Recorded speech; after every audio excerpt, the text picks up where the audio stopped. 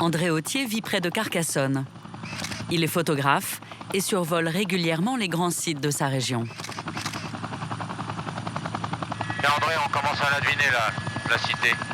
Ouais, tu l'as là-bas en rive droite de l'Aude, cette fameuse cité de Carcassonne. Et à la place Saint-Louis. À chaque fois qu'André survole la plus grande cité médiévale d'Europe, il cherche un nouvel angle pour la mettre en valeur. Voilà. Alors, ce qui serait sympa, peut-être, c'est que tu passes à l'est de la cité. Je ferai un petit plan de la cité.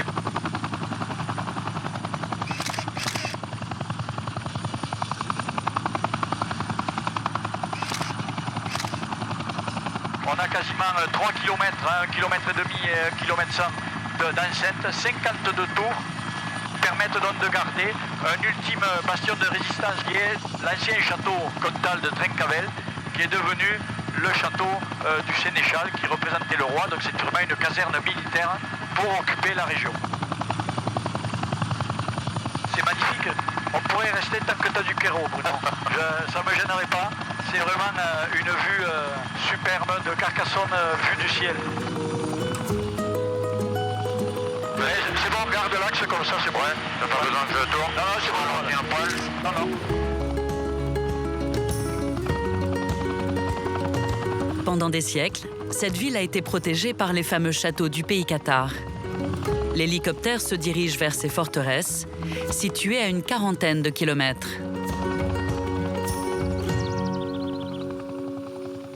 Il prend la direction des Corbières pour survoler les places fortes de Quéribus, Pérepertuse et puis Lorens.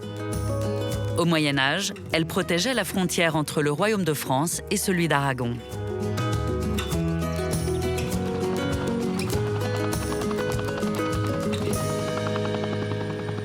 Le trajet d'André passe d'abord par une route qui reliait Carcassonne à ses citadelles. Regarde si elle est jolie là. Ouais. La route de Saint-Louis qui serpente dans les sapinières des pins de l'Aude. C'était des pins qui étaient utilisés au XVIIe siècle pour la marine royale. Et donc ça, c'est des routes naturelles qui datent depuis les temps immémoriaux. Et nous, on va continuer donc à suivre ce chemin naturel. On voit ici la route qui passe sur elle-même. On voit bien le méandre là. Le cercle là avec le pont, c'est vraiment magnifique. Cette boucle permet de franchir le col Saint-Louis.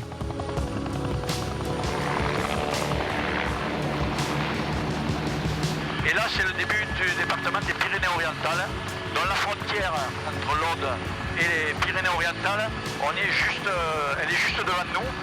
Dans cette zone ici, est une zone tampon qui s'appelait la Marche d'Espagne. De temps en temps, les Espagnols arrivaient jusqu'à cette muraille. De temps en temps, les Français les repoussaient de l'autre côté. Et pendant 400 ans, on s'est querellé ce bout de terrain. Et là, on va suivre la ligne de crête et on va aller voir dans le Gros de Maury, qui est un des rares cols qui permettait d'accéder de nord au sud, donc de pénétrer l'Espagne en France, et qui est gardé par deux châteaux, et pas les moindres, le château de Quéribus et le château de Pérepertuse. Quand on arrive, on comprend pourquoi il s'appelle le château du Rocher, parce que je suis sûr que tu ne l'as pas vu encore. Non, parce qu'en fait, il se confond complètement avec la roche, et il est juste devant. En fait, il est sur la partie au sommet, là-haut, Quéribus, qui garde la route qu'on voit en bas. La partie sorbitale ici a été aménagée et a été renforcée pour des canons. Donc c'est un château, une citadelle post-douanier qui a continué à garder la frontière espagnole parce que de ce promontoire ici, on voit toute la vallée des Pyrénées-Orientales et donc on voit arriver les ennemis depuis les Alvers là-bas et au-delà. Donc on voit les Pyrénées. Donc c'est celui qui a servi le plus longtemps.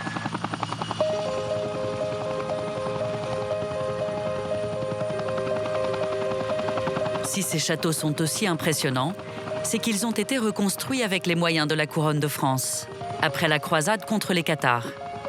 Le roi Saint-Louis marque ainsi sa puissance et défend de façon spectaculaire la zone frontalière. Alors on peut passer si tu veux bien au-dessus, et le suivant, il est sur les perrons rocheux qu'on voit en face.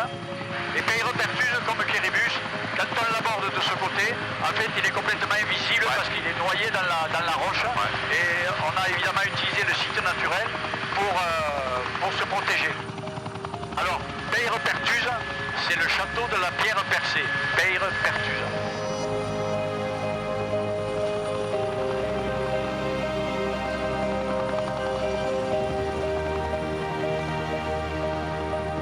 Tu vas faire le tour de l'éperon rocheux qui est devant nous et on va voir la partie nord qui elle a été bâtie et on voit vraiment l'architecture du château. Dans les superlatifs, c'est le plus gros, le plus grand, le plus magnifique. C'est à lui qu'on doit l'appellation de Michel Roquebert, les vaisseaux de pierre et les citadelles du vertige. Et là, si tu montes, on va voir que ça ressemble quasiment à un vaisseau de pierre. Tu restes un petit peu sur cet angle en montant, on voit vraiment la forme du bateau qui fait 300 mètres de long sur 50 de large, sur ce sommet qui est à peu près à 800 mètres d'altitude. Le château de la pierre percée.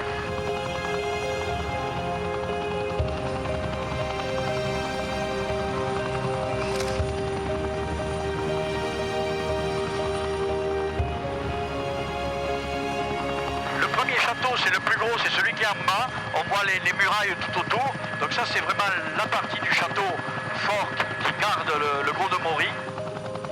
Et ensuite, on a un ultime bastion de résistance qui est sur la partie supérieure, qu'on appelle bien sûr le château de Saint-Jordi.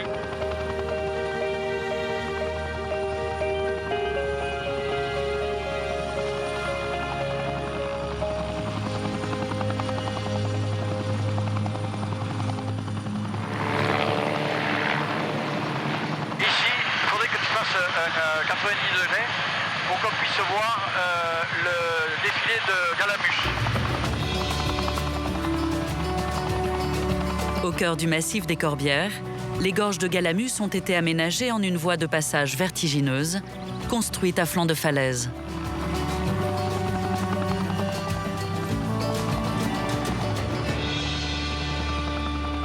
Encore un chemin entre l'Aude et les Pyrénées-Orientales. Au départ, les routes elles étaient faites sur les crêtes. Et puis petit à petit, on a commencé à faire des routes en suivant les lits des rivières à partir de la fin du 18e, début 19e. Comme ici, on en a un exemple intéressant. On a fait donc cette route où en fait, à la pioche et à la baramine, on a entaillé et on a utilisé les sites naturels. C'est un site protégé et réglementé. Magnifique. Gorge de Galamus.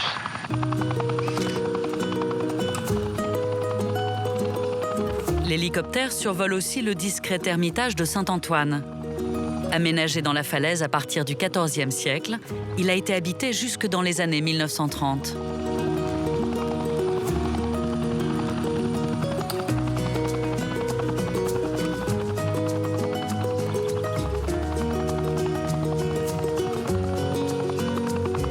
En suivant les crêtes, l'hélicoptère arrive en vue d'un sommet emblématique des Corbières qui émerge des nuages. On a l'énigmatique Buvarache, cette espèce de molaire de montagne renversée qui a été mise à mal, poursouflée et qui fait donc ces plissements un peu caractéristiques de calcaire et de schiste à 1231 mètres au sommet. C'est le sommet des Corbières. Et donc les Corbières, en quelque sorte, elles commencent à partir de l'Aude, ici, à la mer jusqu'à la Méditerranée. Ça commence à charger un petit peu sur l'Orienne. Le ciel se couvre, les deux hommes n'ont plus que quelques minutes pour finir leur vol.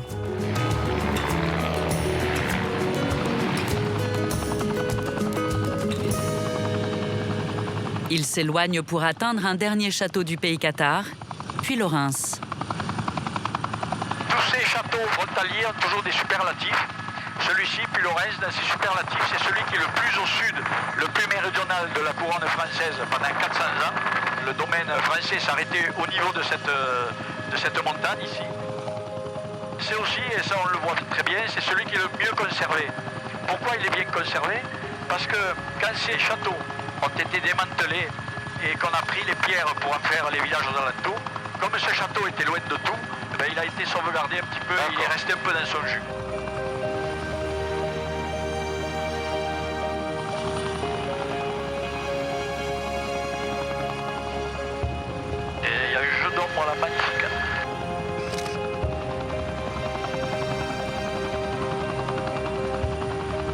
Avec Puylaurens, 6 autres citadelles du pays cathare aspirent à un classement au patrimoine mondial de l'UNESCO. Parmi elles, les châteaux de l'Astour, au nord de Carcassonne, dans la Montagne Noire. Eux aussi défendaient la cité royale au XIIIe siècle.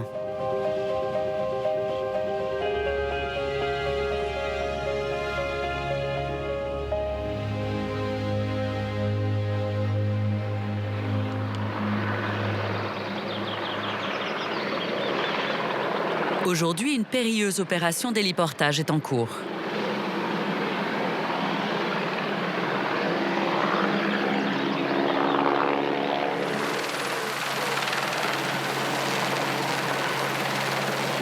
Elle est dirigée par Max Braille, le maire du village. Depuis 40 ans, il se consacre à ce site. C'est une opération délicate. On est au milieu des cours. On est dans un lieu où c'est perturbé par le vent. Donc il faut être toujours très prudent et bien organisé.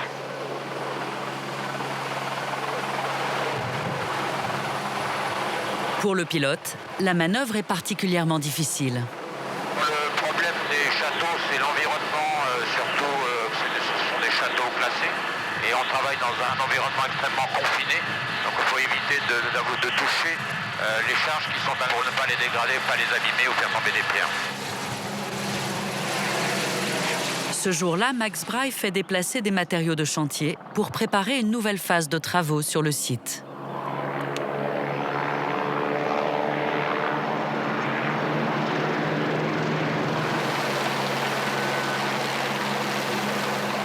Sans les héliportages, on ne peut pas le restaurer.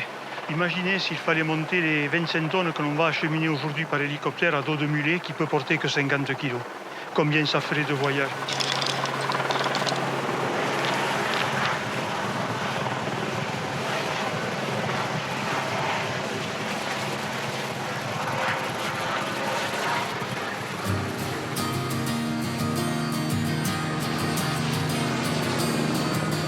L'héliportage se termine sans encombre, au grand soulagement de Max.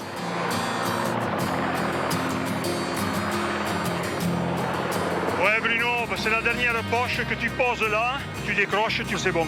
Merci Bruno.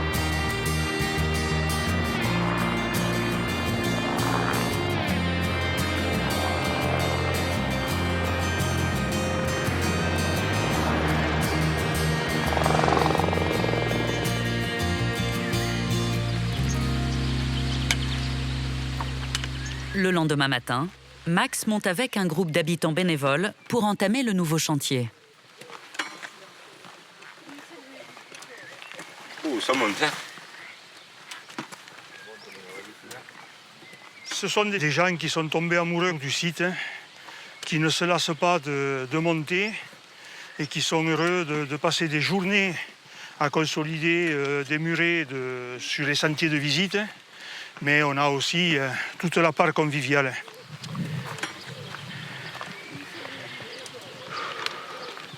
Au programme, la restauration de ces sentiers pour permettre l'accès des visiteurs au sommet de ce site escarpé. Là, il te faut des grosses. Celle-là, si, celle-là. Regarde, celle-là. Il te faut la caler comme ça. Oui, celle-là. Là, regarde, là, celle-là. Chaque fois que l'on a des marches d'escalier, l'idée, c'est de bâtir en pierre pour faciliter le passage. Les pierres, c'est dessus. Parmi les bénévoles, Angélique, qui s'est installée à l'Astour il y a seulement 1 an. C'est une belle énergie, c'est vachement sympa. On a été intégrés dans le village assez rapidement et ce qu'on a aimé, c'est justement ça, le fait que tout le monde peut se rassembler. Et puis de participer, les châteaux, ils sont un peu à nous aussi, quoi, du coup. Voilà. C'est un site qui m'attire, sur lequel je me sens bien. Chacun amène sa petite contribution.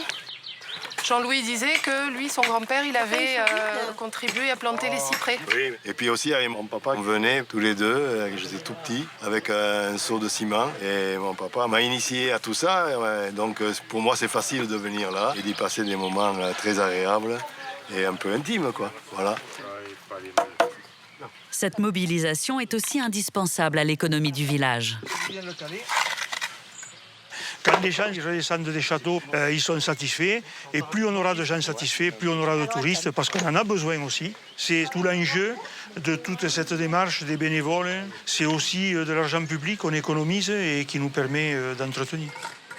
Parce qu'un jour, on va être content d'avoir fait ça quand on va monter avec une canne. Oui. C'est vrai ça.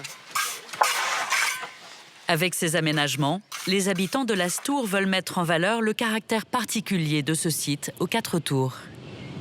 Car un classement à l'UNESCO est une opportunité inespérée pour une si petite commune. Le classement au patrimoine de l'UNESCO, pour nous, est relativement important parce que le village aujourd'hui vit grâce au patrimoine que nous avons. Et c'est aussi une chance parce qu'un village de 160 habitants, avec très peu de retours financiers, pour stabiliser des emplois, pourquoi pas en créer d'autres? Et c'est l'avenir.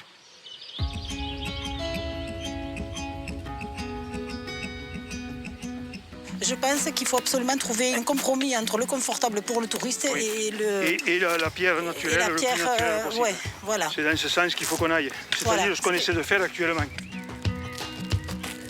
Max Braille part inspecter le site avec Annick et Yolande, employés par la commune pour faire visiter les châteaux. Alors, ce sentier refait permet de faire découvrir ou redécouvrir le château de Surdespines aux visiteurs qui avaient tendance à ne plus aller sur ce site parce qu'il était trop escarpé. Il se dirige vers le plus imposant des 4 châteaux de l'Astour, Cabaret, dont la muraille est la mieux conservée. Et tu vois, Nick, regarde d'ici quand même la hauteur du rempart de la chemise qui fait le tour du château, elle est quand même la plus impressionnante. Ouais. C'est la particularité de ces châteaux. Ils se sont adaptés sur toutes les concrétions de rochers. C'est impressionnant les tonnes que représente le poids des châteaux. Donc il fallait une assise très sûre. Et donc les tailleurs de pierre ont eu cette pertinence de faire des assises sur lesquelles on a mis des poids phénoménaux qui n'ont jamais bougé depuis plus de 800 ans.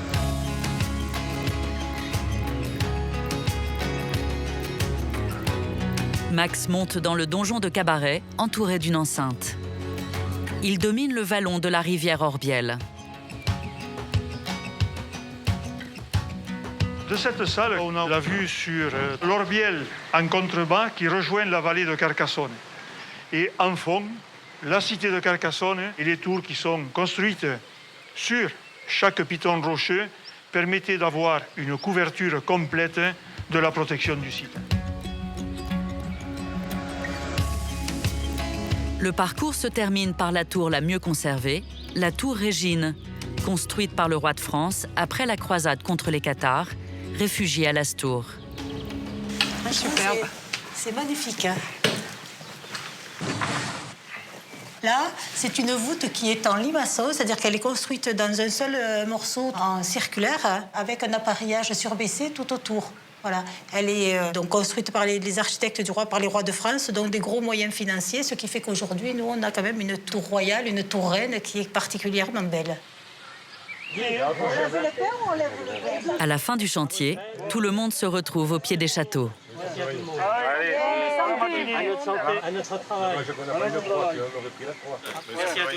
C'est la récompense, parce que là, du coup, maintenant, on peut se retrouver tous ensemble, partager un bon moment. On a un site qui est remarquable.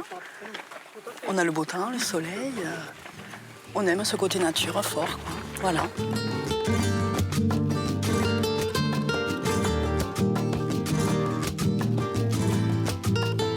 Nous quittons les montagnes noires.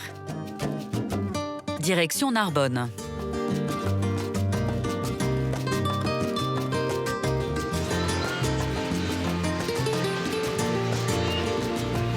Sous ces halles bat le cœur de la cité, le marché. Une véritable institution qui fait la notoriété de la ville depuis plus de 100 ans et reste ouvert chaque jour de l'année.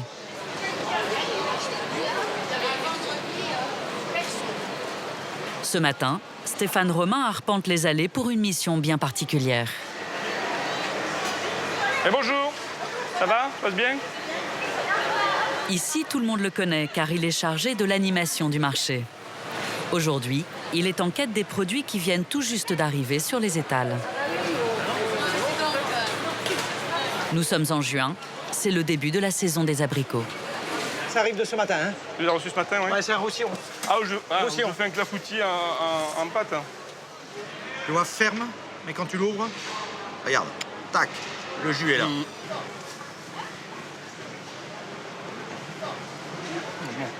Ça te va? Il faudra qu'on se voit parce qu'on va faire une animation sur la tomate. Là, il va y avoir de quoi. Hein. Voilà, donc il faudra qu'on voit parce que ça serait bien d'arriver à décliner des préparations, mettre en avant des tomates, des variétés de tomates anciennes. Ça, c'est ce que je fais tous les ans. En fait, le gars, il fait des choses remarquables. Pas beau, ça? Ça, c'est la vraie cœur de bœuf, oui. Eh oui, parce que... Oui, parce que... Là, oui. On reconnaît un cœur de bœuf parce qu'elle a une forme de cœur. Vraiment une forme de cœur, elle a une cœur. Et elle a une forme de cœur. Après, il y a plus gros, plus fin, voilà. Quel beau cœur.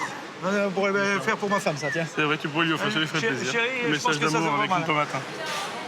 Alors moi, j'ai un travail absolument extraordinaire au Halles. Ça fait une vingtaine d'années maintenant que je travaille pour les Halles de Narbonne, pour les commerçants. Je suis employé par l'association des commerçants des Halles.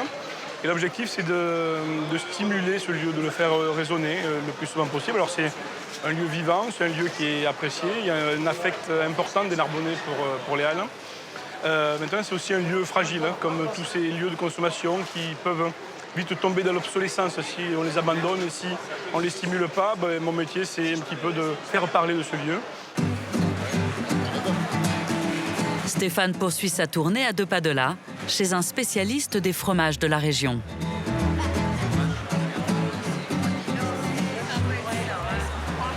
Salut! Tu me fais comme d'habitude? Bonjour! Rainer! Ouais, ça va. On regarde ce qu'il m'a amené de beau. Ah ben ils sont nickel. C'est pas joli ça? Les écus, ouais, les écus de filles, vraiment de la région. Là, ils sont superbes. Là. Et après, tu les affines toi un peu? On les affine pendant 15 jours pour faire devenir... Bon là, ils ont juste une semaine de plus, regarde. Ah, ouais. Avec une semaine. On voit, ils ont commencé à changer de couleur, ça commence à être jaune paille. Il y a énormément de producteurs locaux. Les Halles à Narbonne, c'est un petit peu la place forte des produits régionaux. Hein, c'est ce qu'on vient rechercher, des produits en circuit court, des produits qui sont produits sur le territoire, et un peu plus largement même qu'à Narbonne. Hein. Alors, des guignes. Ah, c'est super ça. Ah, je peux. Quand j'étais petit, on faisait des boucles d'oreilles avec. C'est assez rare d'en voir hein, sur les étals en vente. Hein. C'est vrai qu'on n'en voit pas souvent, mais c'est absolument succulent. Alors là, on est dans une petite contre-allée des Halles. Dès l'origine, en 1901, c'est ici que s'installent les bouchers et les poissonniers. Car à l'époque, les points d'eau sont accessibles seulement dans ces contre-allées. À la boucherie Laforgue. Alors, la boucherie Laforgue, c'est une institution à Narbonne, hein, une institution qui vient de fêter ses 50 ans. Et c'est une satisfaction puisque c'est une histoire de famille qui se perpétue, puisque aujourd'hui son fils et sa belle-fille, Guillaume et Vanessa, prennent la succession et vont continuer. Donc c'est pour lui la même durée que voilà. C'est une belle histoire. Et il fait tout comme je faisais moi, on y a appris, impeccable, la saucisse est extraordinaire. Vous êtes venu ici, vous? Oui, depuis tout petit. Moi, j'étais à la maternelle, au primaire. Et à midi, je venais ici. Ma mère me faisait mon petit sandwich au pâté. On partait à la maison après, elle me ramenait. Puis après, là, on a le petit qui a bientôt 3 ans. Qui sait? Dans peut-être une quinzaine d'années, peut-être qu'il sera avec moi. Et je voudrais du rôti de porc, là, s'il vous plaît. Oui, ça m'est apporté. Alors attendez, là, je dirais bien jusque-là, ouais. Il y a cette ambiance de village, même si on est dans une ville, Narbonne est un gros village, et finalement vous rencontrez beaucoup de gens, hein. Tout le Narbonnais est ici, et il y a toujours des animations, et les produits sont excellents. Alors là, on va dans un endroit qui est totalement atypique, hein. On va chez Jean-Claude. Jean-Claude, c'est l'épicier généraliste des Halles. Et alors, Jean-Claude a une particularité, c'est qu'on y trouve absolument de tout. Donc, c'est un peu le géo trouve-tout des Halles. Alors, de temps en temps, on s'en amuse un petit peu et on le met au défi. Par exemple, Jean-Claude, est-ce que tu as des capres, s'il te plaît? Oui, tout à fait. Tout à fait. Bon, alors, si tu as des capres, je suis sûr que tu n'as pas de lait concentré. Si. De l'harissa? Oui, aussi. Voilà, du café, du Thomas coulis. Presque tout. Jean-Claude, c'est un élément clé dans les Halles, puisque sans lui, on ne pourrait pas imaginer avoir des clients qui font l'intégralité de leurs courses aux Halles. On peut, grâce à des commerçants comme ça, faire l'intégralité de ces courses aux Halles, jusqu'à la bouteille d'huile, la boîte de sardines ou le petit pot de cap pour pouvoir cuisiner. Comme Jean-Claude, la plupart des commerçants travaillent ici depuis des années. et apprécie par-dessus tout l'ambiance conviviale des Halles. C'est magique ici, c'est ce que je voulais, c'est ce que je recherchais. Donc être ailleurs, ce serait pas le même esprit. Parce que les Halles, c'est un esprit. Il y a des valeurs. Et c'est ce que je recherche. Et ici, il y a tout. C'est un lieu de sociabilisation extrêmement important pour la ville de Narbonne. On s'aperçoit qu'il y a des gens qui viennent ici tous les jours, qui n'achètent quasiment rien, mais qui ont besoin de venir aux Halles, de venir les fréquenter. Donc on est vraiment ouvert à une population très très diversifiée. Il y a des jeunes, il y a des vieux, il y a des notables, il y a des ouvriers, il y a des sans-abri. Tous ces gens-là se mêlent naturellement dans ce lieu. Ciao les filles, hein. Merci. Parmi les lieux de rendez-vous incontournables des Halles, le restaurant chez Bébel. Ici, à l'heure du déjeuner, on vient de toute la région pour assister à ce qui fait l'attraction du bistrot. François, il me faut, s'il te plaît, François, une bavette et un tartare. Une bavette et un tartare. David, tu me fais, s'il te plaît, un steak haché. J'arrive, je m'occupe de Bébel. 2 secondes, hein, messieurs, dames.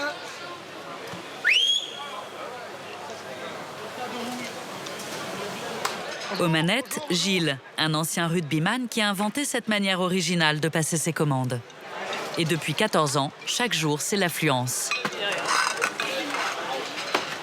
C'est midi moins 20. Midi moins 20, on est parti pour un long service.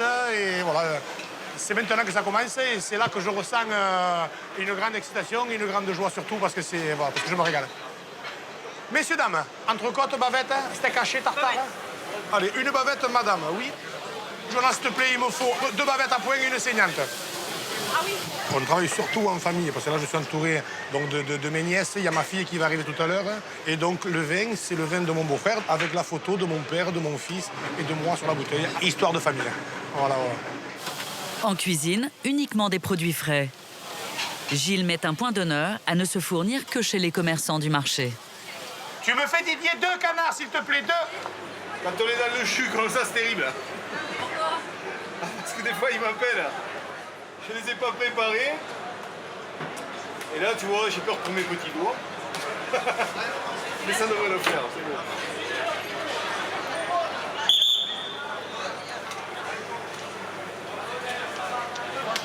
Le coup de Manuel Ancel, on a tous un petit peu joué au rugby dans la région quand même. Et puis bon, c'est parti, si tu préfères, sur une... Un jour, il y avait tellement de monde, au milieu, il y avait tellement de monde, on ne pouvait pas passer.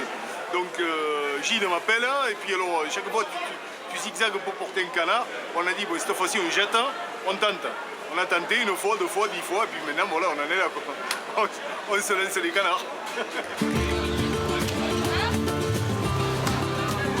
Il faut prendre le bon tempo.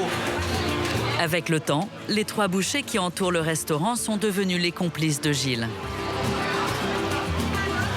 Tu veux me faire relever, hein? C'est du bonheur, je me régale au travail avec Gilles. Oui, on se régale, c'est un jeu.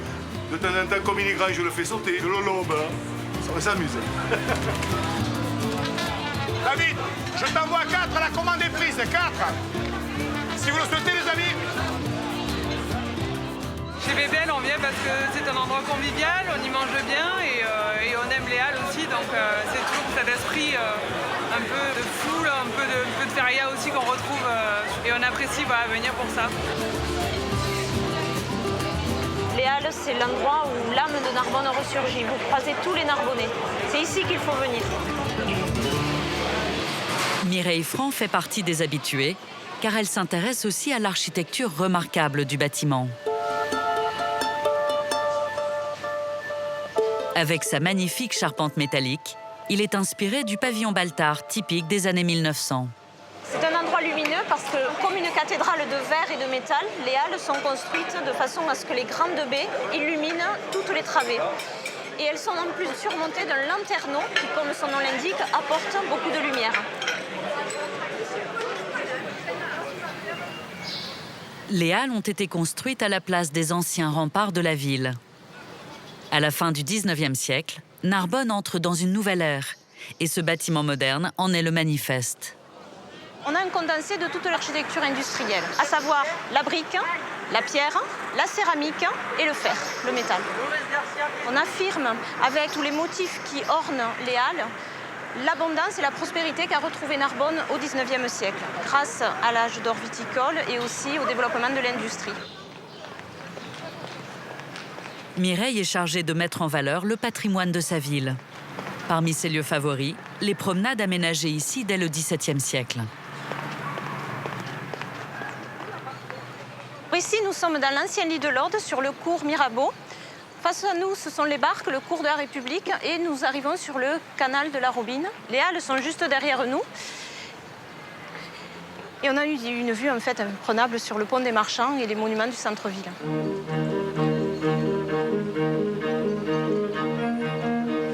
À l'origine, cette arche permettait de traverser l'Aude sur toute sa largeur.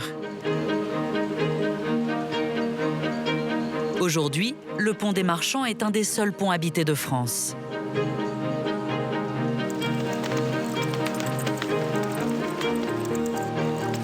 Pour comprendre comment il a été construit, il faut passer dessous. Alors là, nous nous trouvons sous le pont, sous l'arche centrale du pont, la seule qu'il reste sur les 7 qui existaient.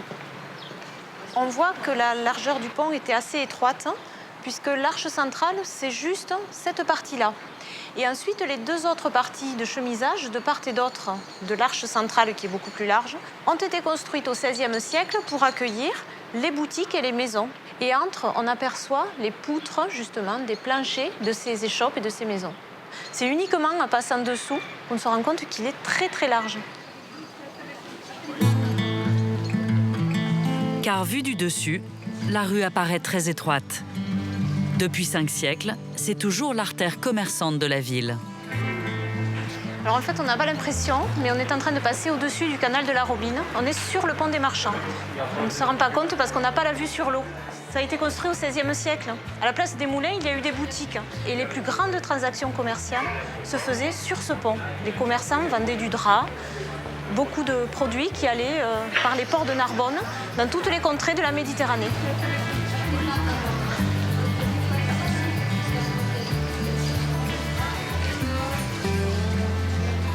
Grâce à Mireille, nous sommes reçus par Pierre Fabre, qui habite une maison construite sur une ancienne arche du pont. C'est une vue magique. On y voit le cours Mirabeau et le cours de la République. On se rend compte que ce sont des espaces proches du canal, les seuls qui n'ont pas été bâtis, parce que ça correspond justement à l'ancien lit de l'Aude. C'est pour ça qu'il n'y a pas de maison. On a toujours un truc à voir en fait. Voilà. Et les bateaux qui Et les bateaux, alors ça c'est fabuleux. Voilà. C'est tout l'été, des passages de bateaux. Voilà. C'est très agréable. Moi qui suis un peu marin, sur les bords, voilà. C'est encore mieux, vous voyez. Voilà. C'est vrai qu'il y a beaucoup de gens, des amis qui viennent chez moi et qui me disent « t'as de la chance d'habiter là ». Voilà. De l'autre côté du canal s'étend le bourg médiéval. De cette époque, il reste des maisons remarquables, fermées au public. Mireille nous ouvre les portes de l'une d'entre elles. Alors voilà, on rentre dans la maison de Jean Dime, qui est un marchand narbonnais au XVe siècle. Ici, on se retrouve dans la cour intérieure et on voit un cadre de vie assez exceptionnel, agréable. Toute la vie est orientée vers cette petite cour intérieure. L'escalier, comme dans bien des maisons du quartier, est en extérieur, abrité par une tour hexagonale, et il dessert les étages, donc le premier, le second, tandis qu'au rez-de-chaussée, donc toute cette série d'arcs brisés que l'on voit, dessert à la fois des espaces fonctionnels, peut-être des espaces où on mettait des animaux, mais aussi des échoppes qui peuvent donner côté rue, puisqu'on est dans le quartier des marchands. Mireille poursuit son périple par la place de l'Hôtel de Ville, au pied du Palais des Archevêques, là où la ville a pris naissance. Ici, ce sont les vestiges de la voie domitienne. Cette voie, elle a été construite en 121-120 avant Jésus-Christ pour relier l'Italie à l'Espagne. Elle va passer ici, et c'est sur l'emplacement de la voie que les Romains vont fonder Narbonne en 118 avant Jésus-Christ. C'est comme si on fondait une ville sur une voie principale, sur une autoroute aujourd'hui. L'emplacement sera stratégique puisque nous sommes à la fois sur l'axe terrestre militaire, mais aussi à proximité de la voie d'eau de l'Aude qui mène jusqu'aux avant-ports, jusqu'à la Méditerranée. La voie romaine est surplombée par l'hôtel de ville et le palais des archevêques. C'est là qu'est conservé un témoignage fastueux de la vie des princes au XIIIe siècle. Nous sommes dans une salle du Palais Vieux, dans la salle dite au plafond peint. C'est un véritable trésor caché, niché au cœur du palais. C'est le plus ancien plafond peint connu dans le Midi de la France. C'est incroyable de trouver une richesse aussi importante, une multitude de scènes, de personnages, d'animaux fantastiques, décorés avec des pigments typiquement médiévaux, l'or-piment, mais également le lac-lac, qui est un rouge très brillant, qui vient d'Asie et qui est très rare au Moyen-Âge, parce qu'il vient de très loin et qu'il était très cher. En haut du palais des archevêques, Mireille partage avec nous une de ses vues préférées de la ville. Nous arrivons au sommet du donjon Gilles Esselin. Donc c'est le donjon du palais des archevêques. Nous sommes là à 42 mètres de hauteur et la place d'armes est encaissée de quelques mètres, évidemment, pour se protéger du climat, puisque quand le vent souffle, il souffle très fort. Alors on voit à l'ouest les contreforts de la Montagne Noire avec le Minervois, puis le massif des Corbières, suivi du massif de la Claple qui sépare Narbonne de la mer. Enfin, juste plus près à nos pieds, la multitude des toits narbonnais. On aperçoit quelques petites terrasses, un certain art de vivre. Personnellement, c'est une des vues que je préfère.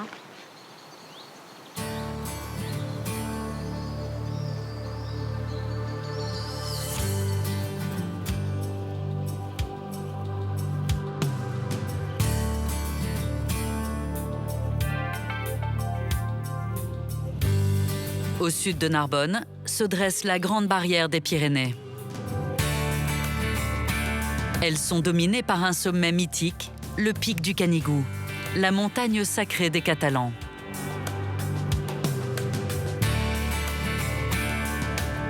Sur ses flancs est perché un des plus beaux sites spirituels de la région à 1100 mètres d'altitude, l'abbaye Saint-Martin du Canigou.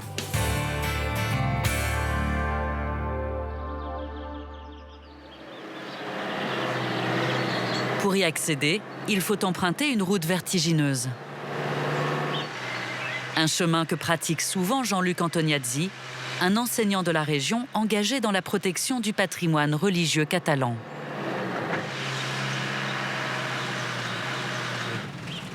Alors on voit que la montée est périlleuse, parce qu'il y a de ces lacets. Et on a le précipice juste à notre droite. Ce qu'il y a de magnifique, c'est ce paysage qu'on a en face et autour de nous, les rochers, la végétation. À mi-chemin, le véhicule franchit un passage étroit taillé dans le rocher avant d'accéder au sous-bois. Passage symbolique où là où vraiment on quitte la société pour rentrer vraiment petit à petit dans le silence.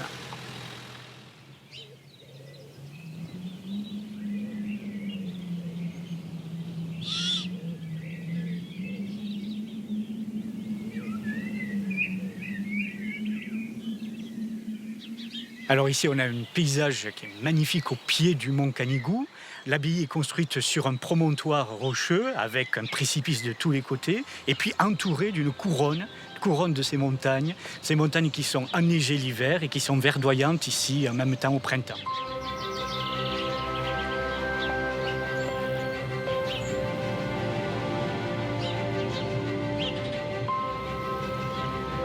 Ce sont les moines bénédictins qui choisissent ce lieu isolé pour construire leur abbaye autour de l'an 1000. Abandonné à la Révolution, ce chef-d'œuvre de l'art roman est restauré à partir du début du XXe siècle.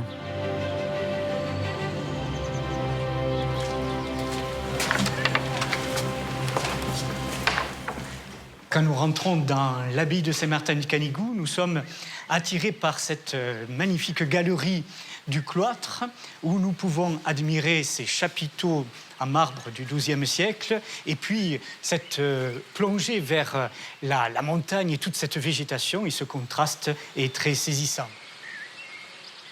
Ces sculptures ont été réalisées par les moines eux-mêmes. On peut imaginer ce moine qui prend le bloc de marbre rose et qui sculpte petit à petit avec le trépan, son outil, pour dégager la tête du moine, le corps. Et nous avons ici donc l'un des vraiment les plus beaux des chapiteaux de cette époque romane.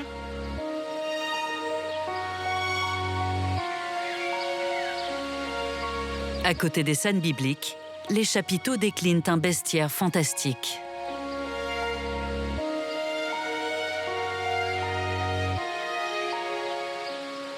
Vous remarquez aussi, dans les trous des yeux ou des pattes, on voit que le sculpteur a mis une petite goutte de plomb pour donner plus de relief à ces chapiteaux. La galerie donne sur un petit cloître. La particularité de ce cloître à Saint-Martin-du-Canigou, c'est sa taille. Un cloître assez petit, réduit, parce qu'évidemment, on est sur un promontoire rocheux et on ne peut pas étendre au-delà les bâtiments conventuels. On voit que cette abbaye a été construite ici pour servir de lieu de refuge, en même temps un lieu de paix, un lieu de sérénité, et pour venir ici vivre un temps de solitude.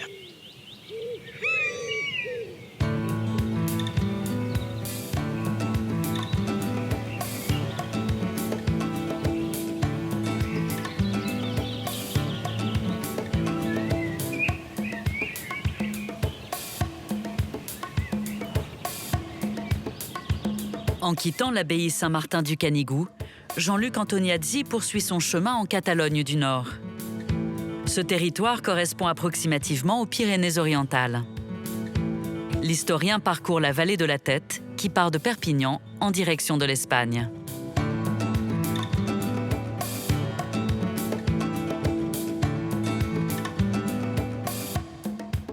Cette route le conduit sur les pas d'artistes qui ont créé ici des chefs-d'œuvre.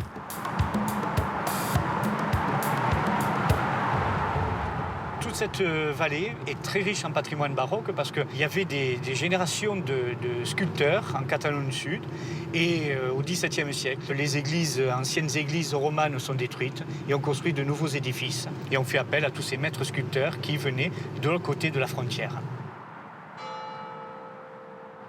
Les communautés paroissiales, les communautés villageoises rivalisent. C'est une course à celui qui va mettre dans son église le plus beau retable. Et donc ce besoin de se surpasser va faire naître cet art baroque catalan. Jean-Luc arrive maintenant dans une ville de la vallée qui a gardé une de ses splendeurs baroques.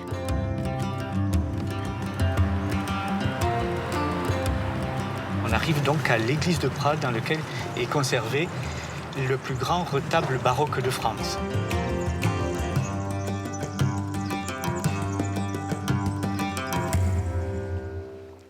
Quand on rentre dans l'église de Prades, on est marqué par cet immense retable baroque de Joseph Sunier, réalisé en 3 années. Alors la particularité de ce retable, c'est d'abord ses dimensions. Le retable fait 18 mètres de haut sur 11 mètres de large. C'est vraiment une pièce unique. Et on peut s'imaginer que nous sommes en 1697 et que les portes de l'église sont grandes ouvertes et que toute la population de la ville de Prades est là pour venir voir quoi? Eh bien, la statue la plus grande de toute la production de l'art catalan roussillonnais. On n'a jamais vu une statue aussi importante réalisée par une main d'homme.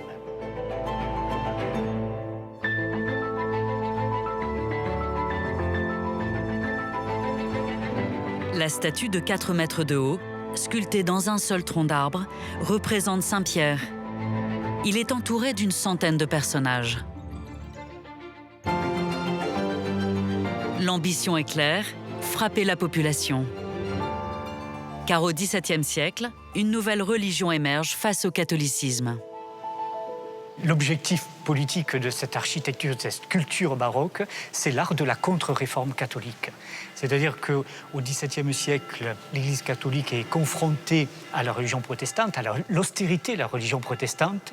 Et là, l'Église catholique prend, on le voit ici, le contre-pied, c'est-à-dire qu'on est dans la décoration et l'or à profusion. Alors Joseph Sunier apporte de Catalogne Sud cette architecture et cette sculpture baroque, c'est-à-dire ce mouvement, ce souffle, on dirait un souffle, une tempête qui rentre dans ce retable. On voit les vêtements des personnages qui bougent, on voit les ailes des anges, et puis surtout ces anges qui sonnent de la trompette, qui sortent littéralement du retable, et ils flottent sur le retable.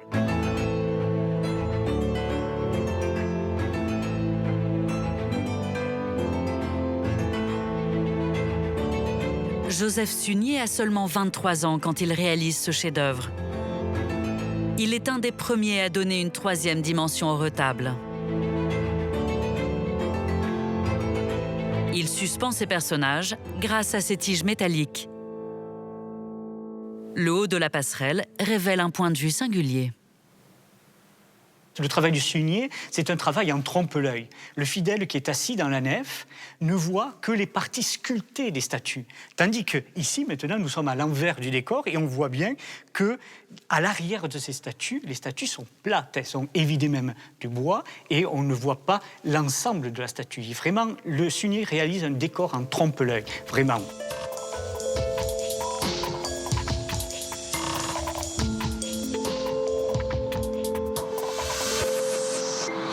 Toute l'année, Jean-Luc sillonne les routes de la région pour le diocèse des Pyrénées-Orientales afin de protéger ses chefs-d'œuvre. C'est une véritable passion. Moi, je suis bénévole. Je vais de village en village rencontrer les maires ou les communautés paroissiales pour voir un peu l'état de ce patrimoine immobilier et puis surtout pour trouver des moyens de financement pour la restauration de ce mobilier. Et donc, ce qui est très important aujourd'hui dans ce département, c'est de conserver ces œuvres d'art, mais in situ. Alors là, ce qu'on est en train de voir sur la droite, c'est cette terre rouge, cette terre un peu argileuse dans laquelle il y a mêlé beaucoup de fer, et ce qui donne ce nom, le Roussillon, la terre rousse.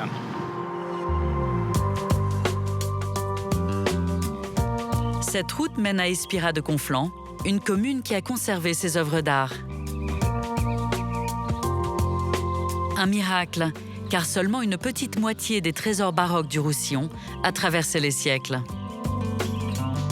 L'église du village est entourée d'un quartier caractéristique de Catalogne. C'est ce qu'on appelle la cellière, c'est-à-dire un ensemble de petits hangars que les paysans ont construits autour de l'église pour se blottir près de l'église, à 30 pas autour de l'église, pour que leurs provisions, qui venaient de récolter de l'extérieur du village, soient préservées de toute destruction, de toute attaque lors des guerres. Et donc c'est vraiment un espace inviolable de 30 pas autour de l'église.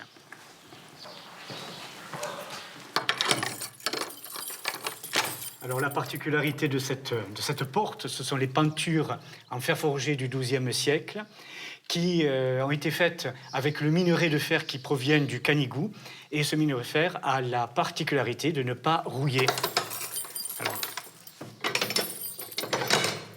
maintenant, on va rentrer dans l'église, qui est vraiment le conservatoire de l'art baroque catalan.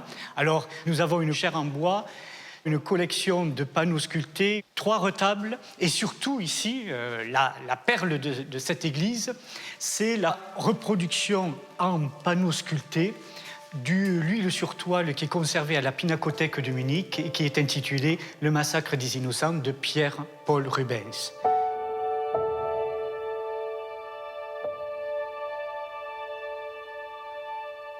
Ce qui est intéressant, c'est de voir l'ensemble de ces femmes qui sont en train de hurler face à la mort de leur fils nouveau-né qui est tué par le roi Hérode qui est au sommet de ce tableau. Et ce tableau de Pierre-Paul Rubens, dont ici on a une reproduction en bois sculpté, a été repris par Pablo Picasso en 1937 pour le célèbre Guernica.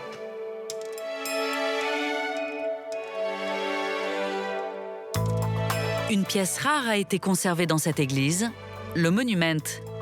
Ce décor éphémère est posé traditionnellement pendant la Semaine Sainte. Réalisé en toile, c'est un des seuls à nous être parvenu intact. L'art baroque, c'est l'art théâtral, c'est l'art du théâtre. Et comme ici, comme dans un théâtre, on voit plusieurs décors, comme ça en perspective, l'un derrière l'autre, qui représentent les différents symboles de cette passion du Christ. Par exemple, on voit les clous du corps du Christ, on voit les dés, parce que la tunique précieuse que portait le Christ au moment de la crucifixion a été tirée au sort par les soldats.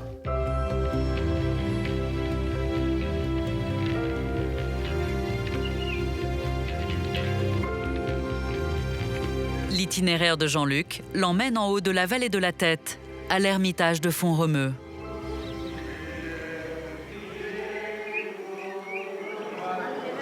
L'église cache un cabinet unique conçue pour une Vierge miraculeuse.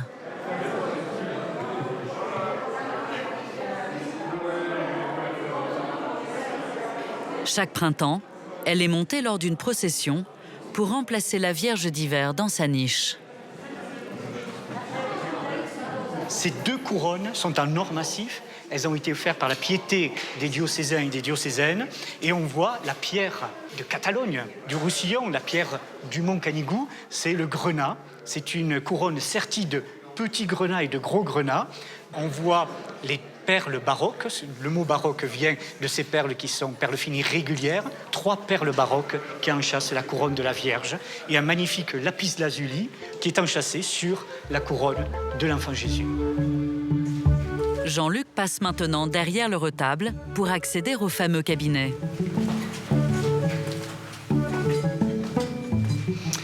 Alors pour moi, c'est un moment d'émotion de porter cette Vierge et de la placer dans son camaril, la chambre de la Vierge, où elle va y rester jusqu'au 8 septembre.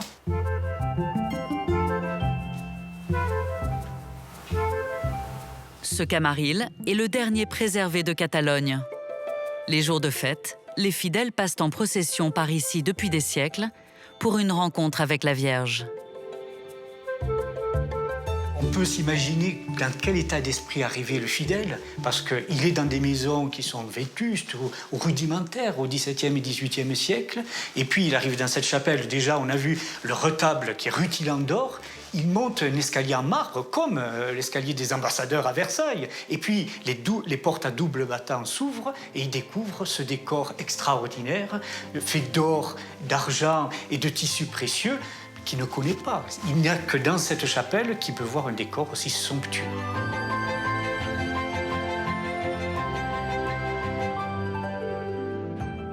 En 1714, Joseph Sunier déploie tout son talent dans ce qui sera sa dernière œuvre en pays catalan.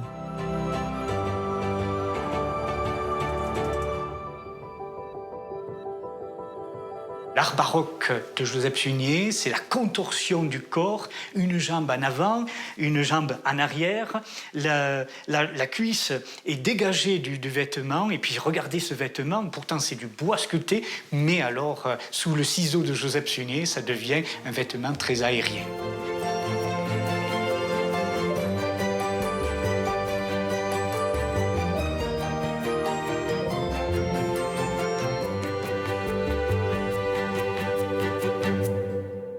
La particularité du baroque catalan, c'est la polychromie sur l'or. Une fois que la peinture est bien sèche sur l'or, avec un stylet, il va gratter on peut dire, la peinture pour faire ressortir la feuille d'or qui est en dessous et imiter ces vêtements précieux, ce qu'on appelle en catalan, c'est l'estofado, mettre les étoffes sur toutes les sculptures de tous ces retables baroques en Roussillon.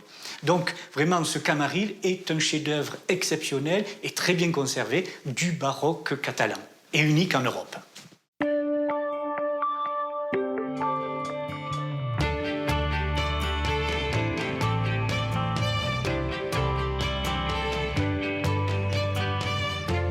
En bas de la vallée de la Tête, un autre patrimoine fait l'objet d'une attention particulière.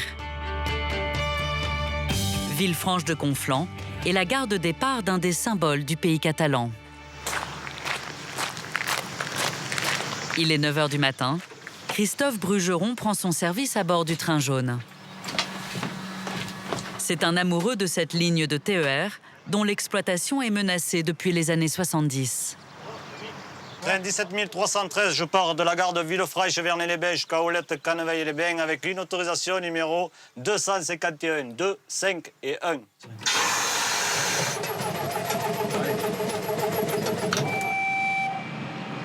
Il y a 3 ans, les usagers et les cheminots ont fondé un comité de défense pour sauver leur train, qui circule depuis plus d'un siècle.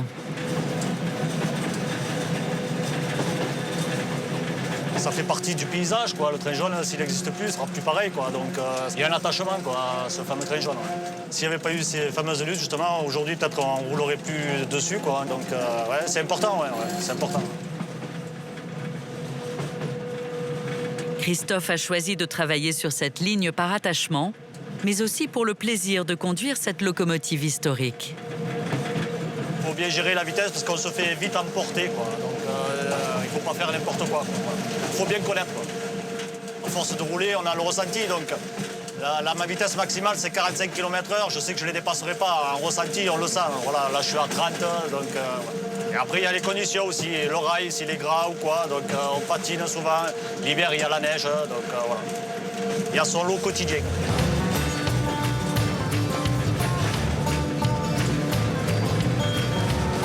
Le train circule sur une voie construite à flanc de colline, le long de la vallée de la Tête.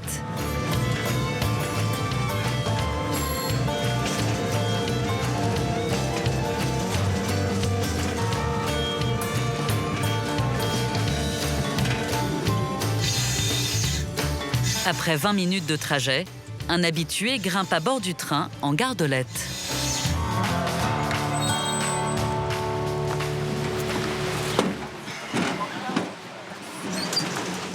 Salut. Ça va? Ça va? Ouais, toi? C'est un peu l'amour, Un petit peu, ouais. Georges Bartoli est un des fondateurs de l'association de défense du train. Ça va, c'est plein, hein? Ah, il y a du monde. Ça va. Après, ils disent quoi? Ils disent qu'il n'y a jamais personne dans ce train, c'est pas vrai. La preuve, hein? Bon, après, on a avancé. Hein. Là, aujourd'hui, on n'en est plus à sauver le train, on en est à le développer. C'est quand même un sacré pas en avant par rapport à il y a 2-3 ans. Si tu te rappelles bien, normalement, ça devait fermer sur le haut.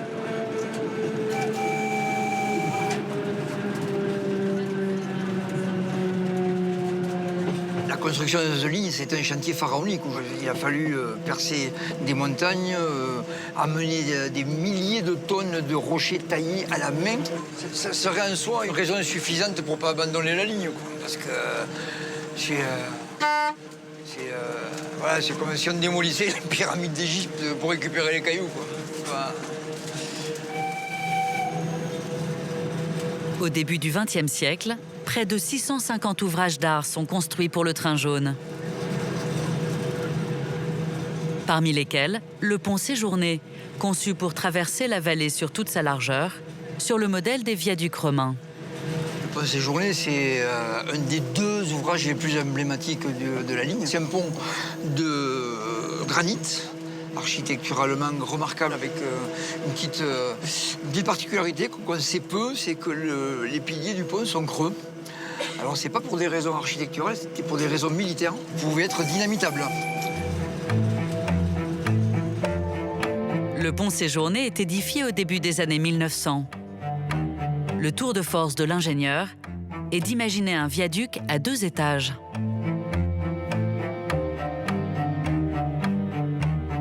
À l'époque, la Compagnie du Midi fait venir des tailleurs de pierre de toute l'Europe pour travailler sur l'ensemble de la ligne.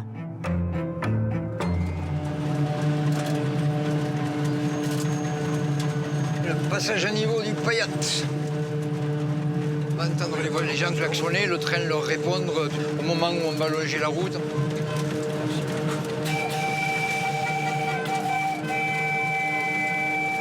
L'attachement est de plusieurs ordres. Il est d'un ordre festif et émerveillé pour les gens qui le découvrent, les touristes qui le découvrent pour la première fois. Et c'est un attachement patrimonial et profond pour les gens du territoire.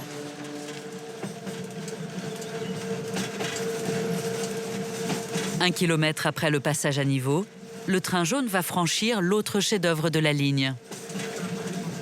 Et on s'approche du magnifique pont Gisclar que je vais photographier, si ça ne vous ennuie pas. On s'en lasse.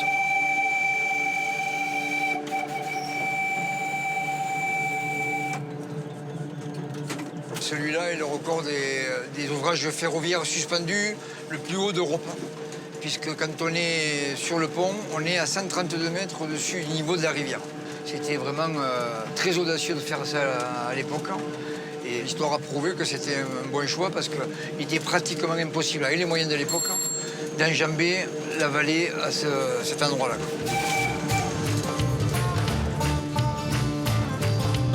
Quand il est inauguré en 1910, le pont Gisclar est à la pointe de la technologie, comme le train jaune, un des premiers trains électriques de France.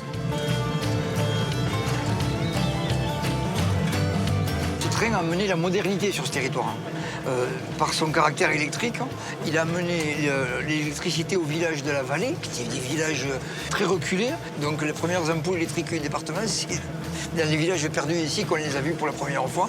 Donc ce train a toujours été un synonyme de modernité. Christophe atteint le plateau de Cerdagne 1h30 après avoir quitté sa gare de départ. C'est la partie la plus haute de la ligne, qui monte jusqu'à près de 1600 mètres d'altitude.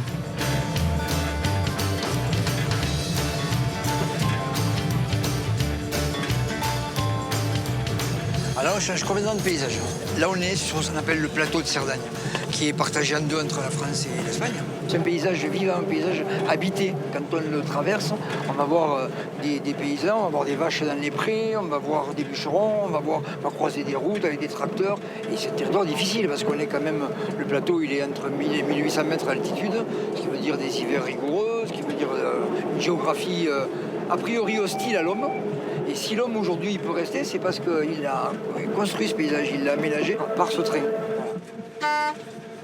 Le pays, je crois, quelque part, est reconnaissant au train jaune de ce qu'il a apporté. Et c'est le sens profond de notre combat. Il peut encore redevenir un moyen de transport essentiel pour le territoire. On n'imagine pas ce paysage sans le train. C'est indissociable.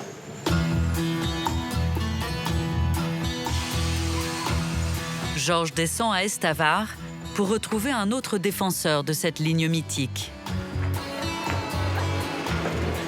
Salut Pierre, ça va? Il y a 20 ans, Pierre a racheté cette gare qu'il a complètement restaurée pour y habiter toute l'année.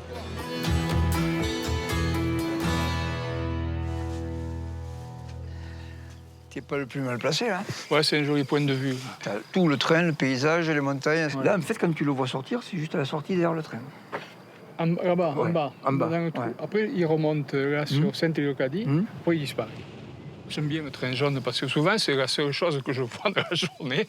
Et chaque fois que j'entends le train, je vais regarder à la fenêtre. Je fais comme les vaches. Elles sont de l'autre côté, moi je suis ici, on s'est dit bonjour.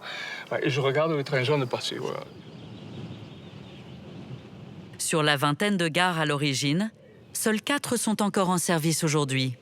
Les autres ont été abandonnées ou rachetées par des particuliers. Ici, comme chez Pierre, c'est une habitation à l'année, c'est quelqu'un qui est attaché au train, qui est attaché au territoire. Quelque part, cette gare, elle revit alors qu'elle a été fermée. C'est un argument de plus pour maintenir et développer cette ligne, quoi.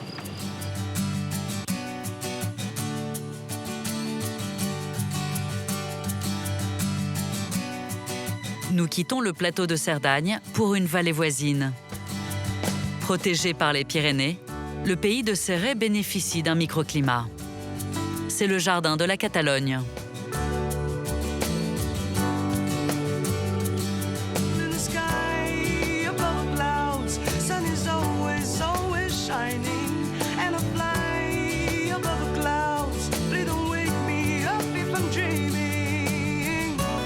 C'est dans ces vergers que sont récoltées chaque année les premières cerises en France. La cueillette commence dès le mois de mai.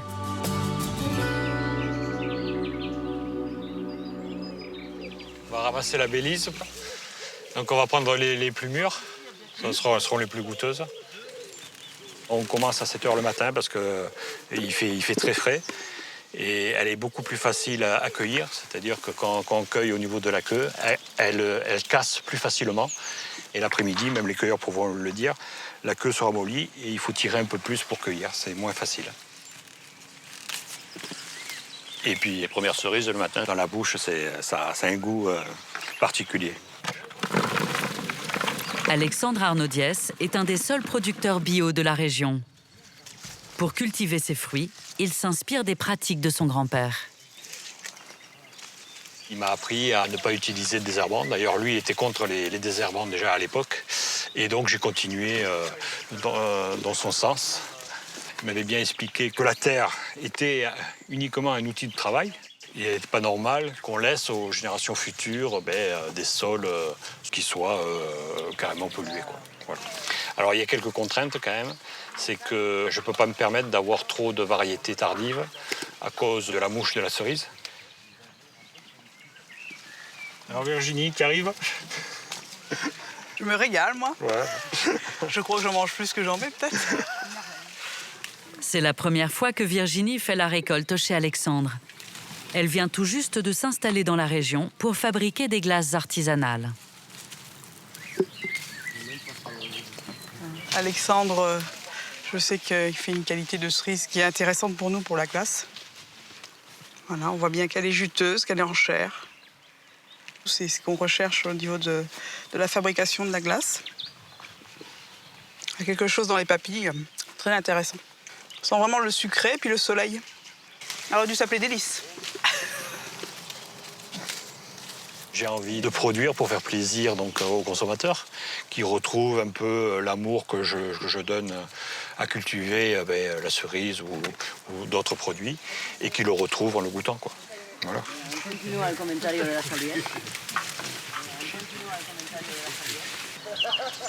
J'aime bien voir où je prends mes produits et ça me permet de dire aux consommateurs, ben voilà, j'ai vu le paysan qui produit les cerises en bio et donc je peux vous en parler.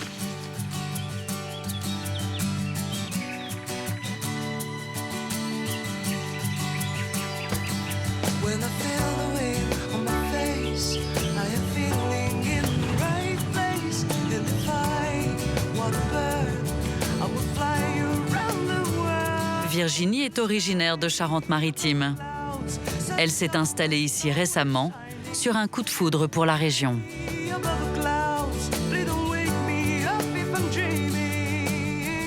Les Pyrénées-Orientales, pour moi, c'était vraiment une région de cœur. On recherchait la sérénité, le calme, le bonheur, puis le paysage. Alors là, on arrive sur le plateau, avec une vue magnifique. Là, on est vraiment dans le haut des Vallespires, là, toute la chaîne. Là. On est vraiment tombé sous le charme dès qu'on est arrivé, qu'on a pris cette route. Pour nous, c'était une évidence. C'était vraiment ici qu'on voulait vivre. Et le projet de la glace est venu aussitôt. C'est en découvrant ces paysages de pâturage, entourés de nature sauvage, que Virginie et son mari ont décidé de changer de vie. Ils se sont lancés dans l'élevage de brebis corses pour produire des glaces avec leur lait. On voit notre mas, le mas sobraques, qui veut dire au-dessus du rocher. On arrive dans un autre monde, le monde des brebis corses et des glaces.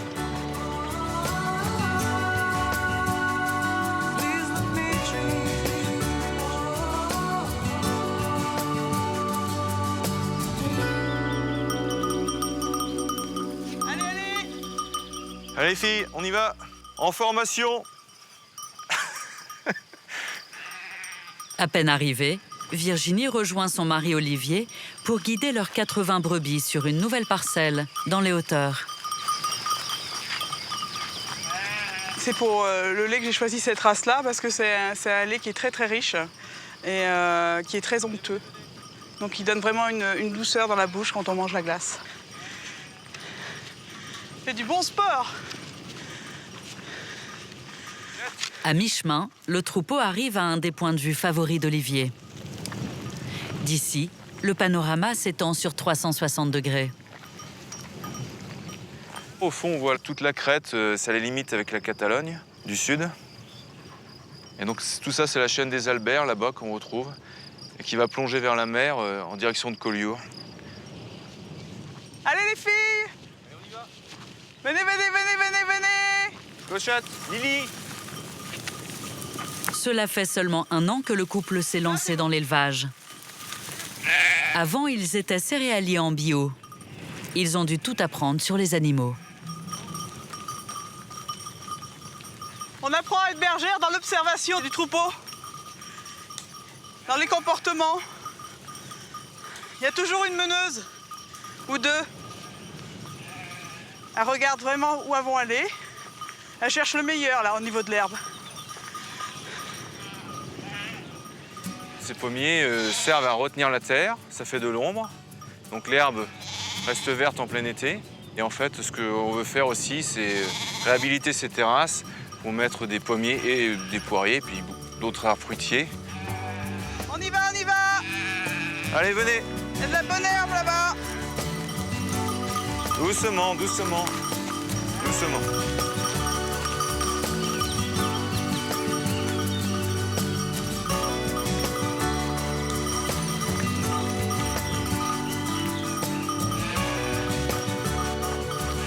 Voilà, on est arrivé.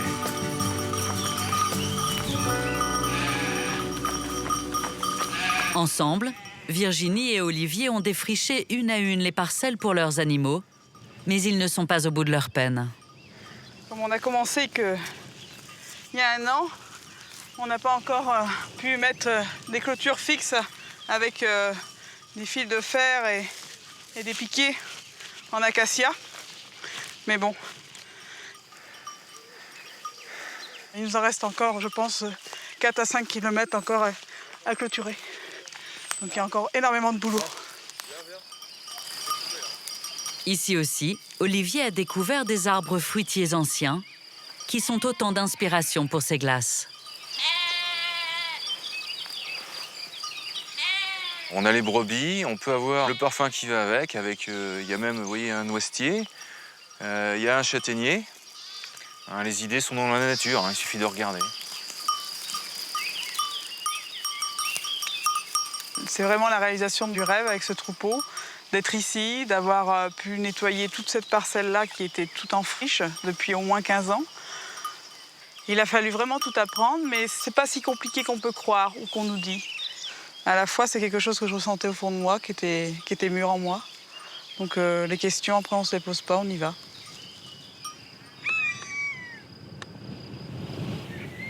De retour à la ferme, Virginie et Olivier troquent leur bâton de berger pour la tenue de maître glacier.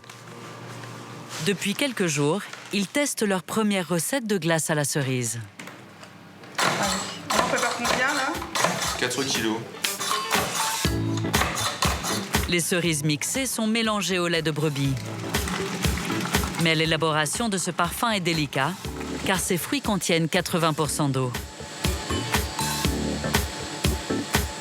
La préparation passe à la turbine avant d'être mise en pot. C'est maintenant l'heure du verdict. On sent vraiment le goût de la cerise. Donc là, c'est de la beurre lin. Alors, c'est super bon. Ce qui fait difficile à faire ressortir, c'est la cerise. Comme si on croquait une cerise. Moi, c'est ce que j'attendais au début. Mais j'étais déçue parce que c'est pas ce que j'ai eu. Donc on a recommencé une nouvelle recette. Encore une nouvelle. Et là, on en est à la 4e. Je pense que là, oui, là, on est bien.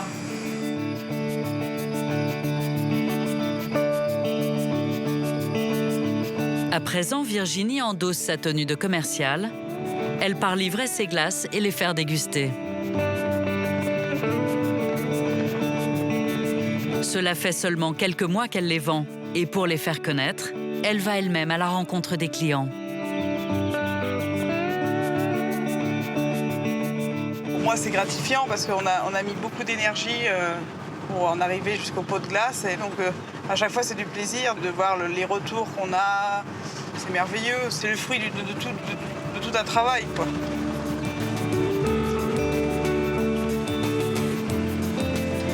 On a une super vue sur la droite. Les Alberts.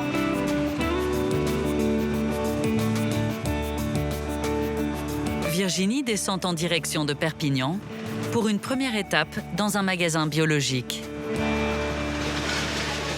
Ah! Bonjour Sarah. Ça va Virginie? Oui. Alors, la cerise. Merci.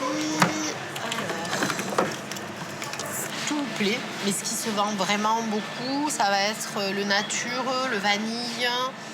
Et alors café, au début, les gens, tu vois, lait de brebis, café, et puis quand on le fait goûter, de suite, ça part, quoi. On s'est dit que bon, c'était un beau projet, que ça correspondait tout à fait à ce qu'on voulait soutenir. C'est normal de soutenir la production locale. On est là pour ça aussi, quoi. Jour après jour, Virginie convainc de plus en plus de commerçants et de restaurateurs de la région. Notre histoire les intéresse parce qu'on est dans une histoire qui commence. Et puis une histoire de cœur. Quelque part, ils trouvent ça super d'avoir réalisé un rêve. La prochaine étape de Virginie, c'est son village de Montferré. On va bientôt apercevoir la mairie et le bistrot de pays qui est juste à côté, là où on va faire déguster la glace.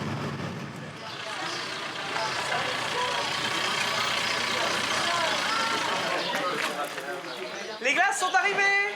Oh là là. Il faut un peu attendre avant de la manger. Bon, peut-être que là, elle est ramollie, mais voilà. J'espère qu'on nous dit quand c'est fini.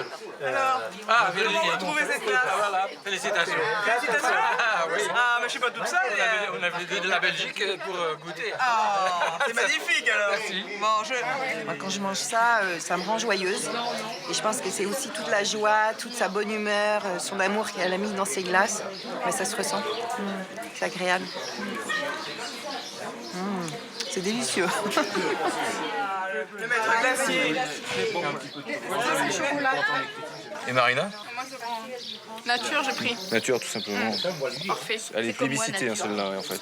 C'est facile à faire parce que du compte fait, c'est la plus simple et c'est ça que j'aime bien, quoi. Ils ont la pêche, et ils ont des idées. Moi, je trouve que c'est très audacieux ce qu'ils ont fait, c'est très gonflé. Et ça marche pour eux. Ils trouvent autour d'eux toute une synergie de gens qui veulent bien filer un coup de main, ou donner des conseils, ou participer. Voilà, c'est une belle histoire, quoi. Voilà.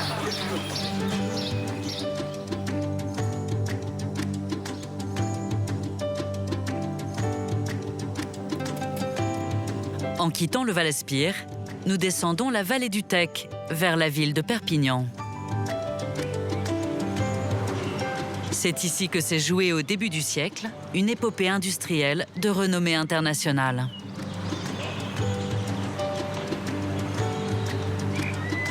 Aujourd'hui, des traces de cette histoire sont toujours visibles dans ces rues étroites.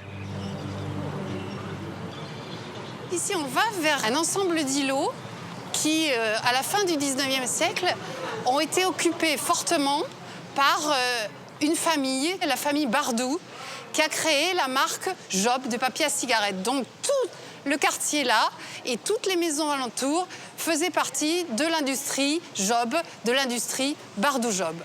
Alors évidemment, on ne peut pas ignorer qu'il s'agit de Job et des Bardou, puisqu'il y a le sigle Job partout, à l'angle, sur les ferronneries, sur les balcons.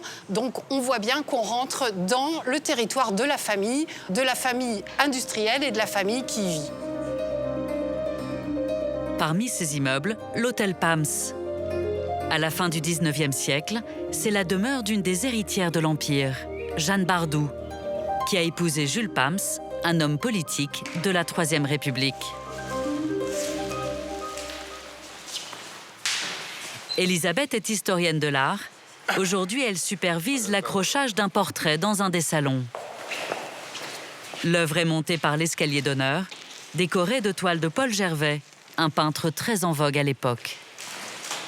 Ces œuvres, elles sont somptueuses, donc effectivement, on a un coup au cœur à chaque fois qu'on passe là. Et on imagine tous ces messieurs et ces dames en costume chamarré qui venaient pour les réceptions très politiques de Jules Pams.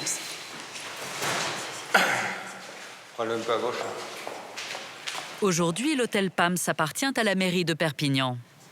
Elisabeth a fait restaurer ce portrait de Jeanne Bardou qui retrouve sa place. Encore un peu. Vous n'êtes pas là. assez haut, ouais. Voilà. Ah ben voilà, c'est bien.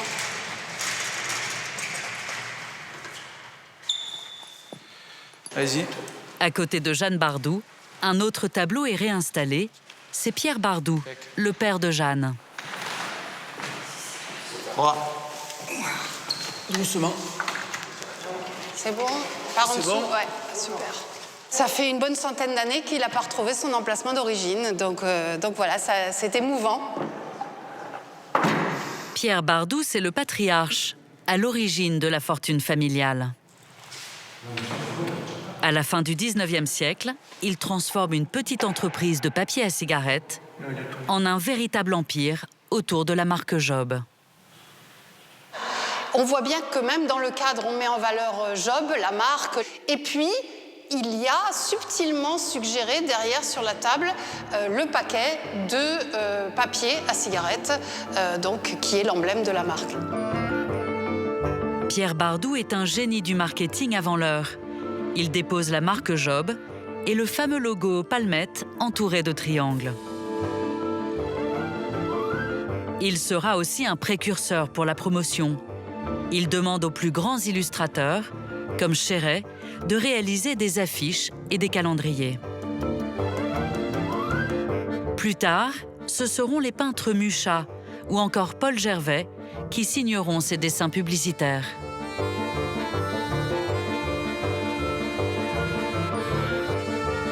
Au cœur de l'hôtel Pams, les pièces d'apparat sont desservies par une galerie ornée d'un décor singulier. Donc voici un décor tout à fait exceptionnel qui provient du pavillon chinois de l'exposition universelle de 1889.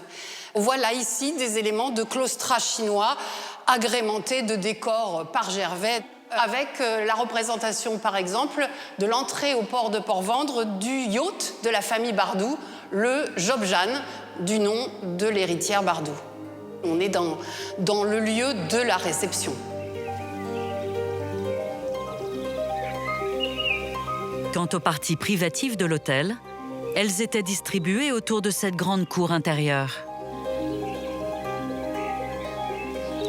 Voici le patio de l'hôtel Pams, le petit paradis caché qu'on n'imagine pas lorsqu'on est à l'intérieur du grand escalier. Quand les Bardou investissent ce quartier, leur lieu de vie et l'activité professionnelle sont étroitement liés. Derrière ce grand fronton, qui est en fait un mur factice, se cache la première usine. C'était l'usine de 1873, donc la première usine vraiment industrielle du papier à cigarette Job. L'autre élément, c'est le clocher marqué Job, qui est un clocher ostentatoire et qui est aussi la façon d'appeler au travail les ouvrières qui travaillaient dans l'usine derrière, qui étaient des femmes qu'on appelait les paperetes en catalan. Et donc, il faut imaginer cette cloche qui sonnait plusieurs fois par jour pour les appeler au travail.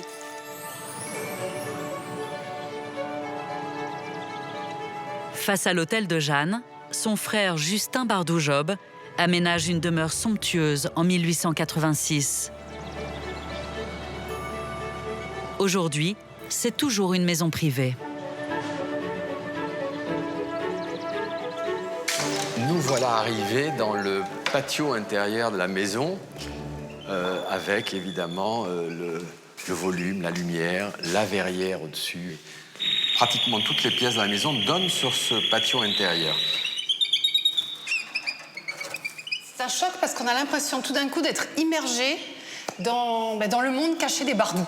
On arrive de l'extérieur, de la rue, du mouvement, et là, tout d'un coup, on est environné de Job, avec ce décor assez exceptionnel. Et vraiment, on ne peut pas l'imaginer de l'extérieur. C'est ce qui a séduit Henri Quintat quand il a découvert cette maison pour la première fois, il y a 30 ans. Ce décorateur de renom en a fait sa maison de famille. Voilà, les fenêtres avec de nouveau les verres gravés comme du givre, toujours au chiffre de la famille. Et là, on arrive dans l'entrée chinoise. Elle est décorée d'origine avec la belle tapisserie. La tapisserie orientale, au fil d'argent et de soie, provient, comme les panneaux de bois, du pavillon chinois de l'exposition universelle de 1889.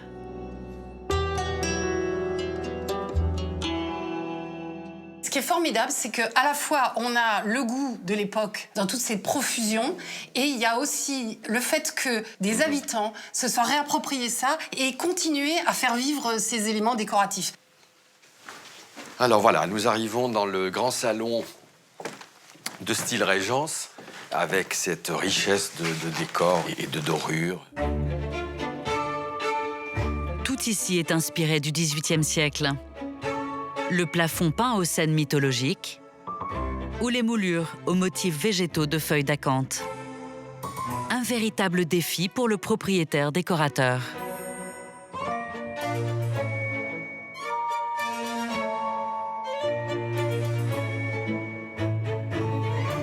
Le grand écart qu'on a dû faire, c'était justement de garder complètement et au maximum tout ce qui était arrivé dans un tel état de conservation, on n'avait pas le droit d'y toucher, tout en y apportant une touche de couleur, de lumière, de gaieté et de vie. Avoir des livres sur les tables, avoir des meubles qui vivent avec des collections, avec des objets qu'on a aimés, qu'on a rapportés et qui font partie de notre histoire à nous. Ça a été un joli exercice de style. Nous quittons la salle de style Régence et nous arrivons dans la salle à manger qui, elle, est de style néo-renaissance. Donc, on change d'époque, on change de style. La source d'inspiration de cette pièce, c'est le XVIe siècle. Vous voyez, le plafond est assez spectaculaire, à caisson, avec des motifs de fruits, et toujours le fameux sigle qu'on retrouve forcément. Vous ne pouvez pas faire autrement que de le graver dans le miroir. Le job avec l'écusson et la couronne. Pour réaliser ces intérieurs, Justin Bardou fait appel aux meilleurs décorateurs de l'époque. Ce sont les mêmes artistes qui travaillent aussi donc, dans les casinos, dans les hôtels et dans les grandes brasseries. Donc tous les lieux où l'on accueille du public et où on doit avoir une décoration imposante. Parce qu'ici, c'est à la fois un lieu dans lequel on vit, hein, donc on aime bien avoir ce beau décor traditionnel, mais en même temps, c'est un lieu dans lequel on reçoit. Donc il faut bien qu'on ait trace de la marque et de l'activité de la famille. Sur les cheminées, les parquets, les fenêtres, les portes, les lampes, la marque s'affiche partout.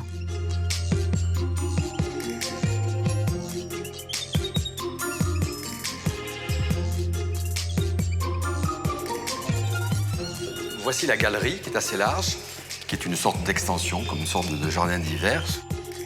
Ici, les palmettes du logo sont reproduites sur le sol en mosaïque. Nous arrivons dans ce qui était la salle de billard de la famille Bardou. De nouveau, on retrouve un côté oriental, caractérisé par les dragons que vous voyez un petit peu partout. Et observez ce magnifique éventail fait de petits carnets de papier à cigarette Job.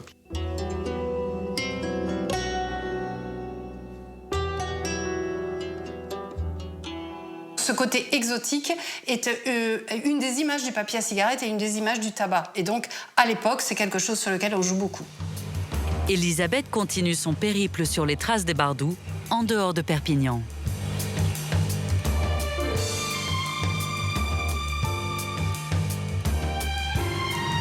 Elle a l'autorisation exceptionnelle de visiter une demeure privée jamais ouverte au public. Un des plus beaux châteaux de la famille Bardou. Comme la famille est devenue richissime, chacun des 3 descendants de Pierre décide de se faire construire, en plus de son hôtel particulier en ville, un château ou une grande maison de campagne. Et pour ça, ils font appel à un architecte qui s'appelle Viggo Dorf Petersen, qui est d'origine danoise, qui s'est installé dans la région. On va dire que c'est le grand maître de l'architecture monumentale de style éclectique. Alors on arrive au château d'Aubiry, que vous voyez sur la gauche. Ce grand monument, qui est un petit peu étonnant dans cette plaine du Val-Espire. On dirait plutôt un château de la région parisienne ou de la vallée de la Loire, qui était fait pour dominer le paysage et pour qu'on le voit sur la route qui menait à Céret.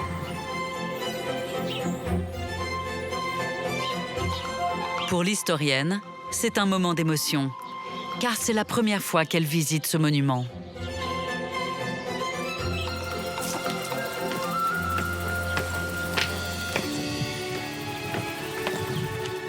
Ah, c'est grandiose. Avec une accumulation de décors, de niveaux. On a les balcons ouvragés, on a les oculis, on a la pendule, le clocheton. On dirait presque une citation des grands décors Napoléon III. C'est le petit Versailles de la région perpignanaise. Ces éléments éclectiques sont associés à des décors typiquement 1900, comme ces mosaïques. Ces mosaïques sont dans un état exceptionnel, sont vraiment de belles mosaïques Art Nouveau qui réutilisent notamment les fonds d'or à la manière byzantine et puis toutes ces couleurs qu'on mêle qui sont pas du tout des couleurs classiques et des éléments à la fois décoratifs et naturalistes. À l'intérieur, l'impression de faste est saisissante. C'est absolument exceptionnel parce que vraiment j'avais vu des photos mais ça n'a rien à voir, notamment le sentiment de l'espace, les dimensions. Les différentes galeries qui s'échafaudent l'une sur l'autre, autour de ce puits de lumière là, qui appelle le regard vers le haut. On pense à l'Opéra Garnier, on pense au décor des hôtels particuliers. Mais là, on est sur une dimension vraiment palatiale.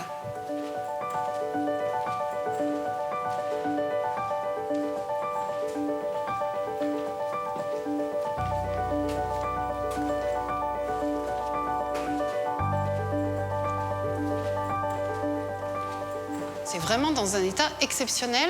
On a vraiment l'impression d'être en 1900 quand le château est terminé et que pour la première fois, on rentre avec la famille. Aujourd'hui, la demeure est une belle endormie, en attente d'un nouvel acquéreur.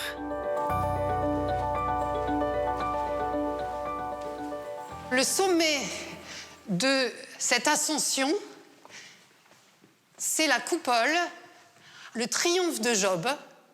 Donc on voit la barque Job portée en triomphe dans le ciel, avec la gitane, l'espagnol qui fume et qui domine le monde. À l'étage, Elisabeth découvre une première chambre étonnante. Voilà une autre pièce que j'étais impatiente de voir, c'est la chambre chinoise. Donc c'est une chambre qui est célèbre pour avoir abrité une partie des éléments du pavillon chinois que Pierre Bardou-Job, le père de Justin, avait racheté à l'exposition de 1889. Et donc on a à la fois des choses originales, dont on voit bien qu'elles viennent vraiment de Chine ou d'Indochine, et puis alors tout un décor totalement inventé à la chinoise, avec les corniches. C'est fabuleux. On n'imagine pas trouver une chambre chinoise avec des éléments originaux chinois en plein milieu du Vallespir, tout de même. C'est quelque chose de... À chaque étage, Elisabeth va de surprise en surprise. Oui, alors cette chambre, qui est la chambre Majorelle, est vraiment étonnante. On a ce décor du grand ébéniste Majorelle dont on reconnaît les meubles avec ce style très chantourné Art Nouveau, autour d'une thématique particulière. Là, c'est la thématique de la feuille de marronnier. Et puis des médaillons. Alors ces médaillons qui égrènent tous les pierres de l'humanité avec Saint-Pierre, Pierre Corneille, Pierre Rubens, Pierre le Grand. Et le dernier grand Pierre, c'est le grand-père Pierre Bardou-Job.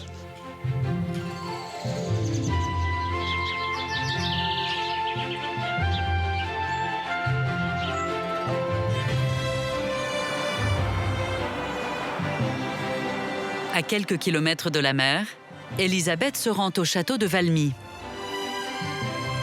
Entouré de son vignoble, c'est un des 3 construits par les enfants de Pierre Bardou-Job.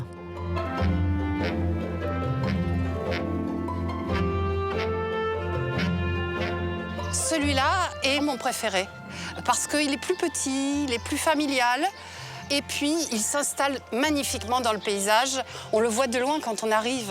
C'est comme une espèce de crème glacée magique qu'on voit en arrivant. Jeanne Bardou-Job et son mari Jules Pams font appel au même architecte qu'au château d'Aubiry. À Valmy, on voit bien que l'éclectisme de Petersen. C'est pas un style, mais encore une fois, une accumulation de styles. Les cheminées de style Renaissance, les clochetons aussi plutôt de style Château de la Loire. Ces tuiles vernissées avec des décors qui seraient plutôt de style bourguignon. Il y a aussi une utilisation de la modernité. Donc on a des éléments de ferronnerie, du fer, et cette utilisation du fer, qui est très moderne, est alliée avec d'autres techniques modernes, puisque Petersen utilisait le béton à l'intérieur des maçonneries. C'est un des premiers à l'avoir fait et à avoir même créé une entreprise pour la mise en valeur des techniques de béton.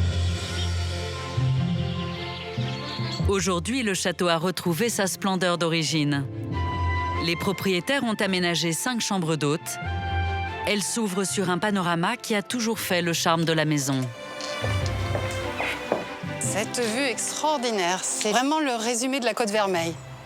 Alors, devant, nous voyons donc les Pyrénées qui se jettent dans la mer. Et puis, bien sûr, après Argelès, c'est toute la plaine du Roussillon, jusqu'aux Corbières, qui sont là-bas au fond, et qui est la limite entre l'Aude et les Pyrénées-Orientales.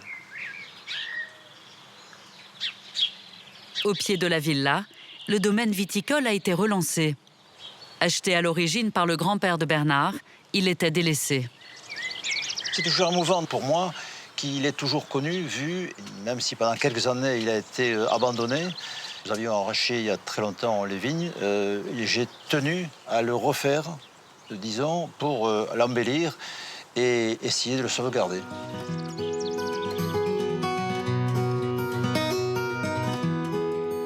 Nous remontons vers le département de l'Aude. Au nord de la plaine du Roussillon, s'étend le cœur des Corbières sauvages, avec ses villages préservés.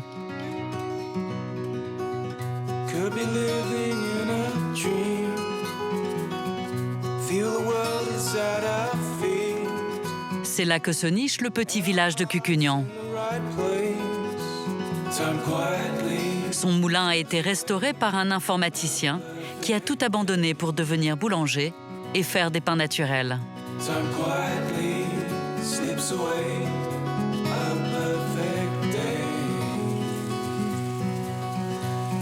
Pour cela, Roland Feuillas a créé il y a 2 ans une pépinière de blés anciens. Au pied de la colline, il fait pousser dans ses champs plus de 120 variétés différentes venues du monde entier. Certaines sont millénaires. Ici, on a un amidonnier noir. Voilà. Il est déjà en train de bien prendre sa couleur noire.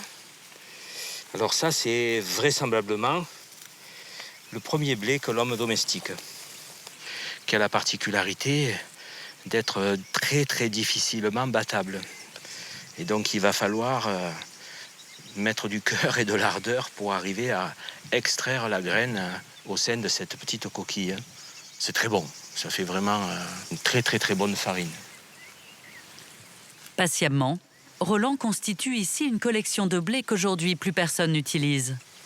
Pourtant, pendant des siècles, ces grains ont permis de produire des farines très recherchées.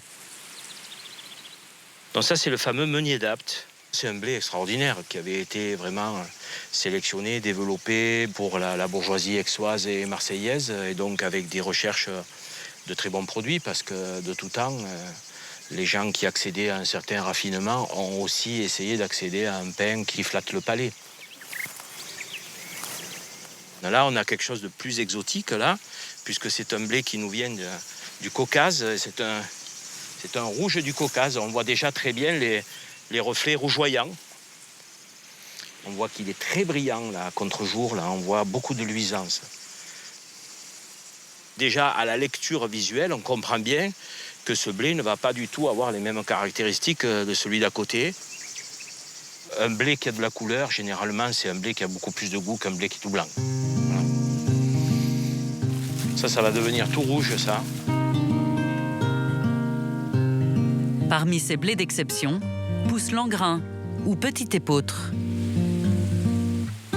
C'est peut-être le blé qui a ma préférence parce que, regardez, si on peut faire plus fluet, plus gracile, je ne sais pas.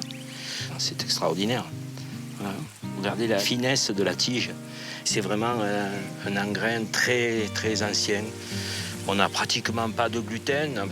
Vous verrez, quand on fait le pain, ça ne se manipule pas, même ça se caresse, ça se bichonne. C'est plus fragile qu'un tout nouveau-né, quoi. Tout ça, c'est la vie, quoi. On voit que ça vit. En plus, ça vit, ça danse. On a ce devoir d'essayer de transmettre ça à nos enfants, de leur laisser des terres vivantes, fertiles. Donc la semence doit être libre, elle est la propriété de l'humanité.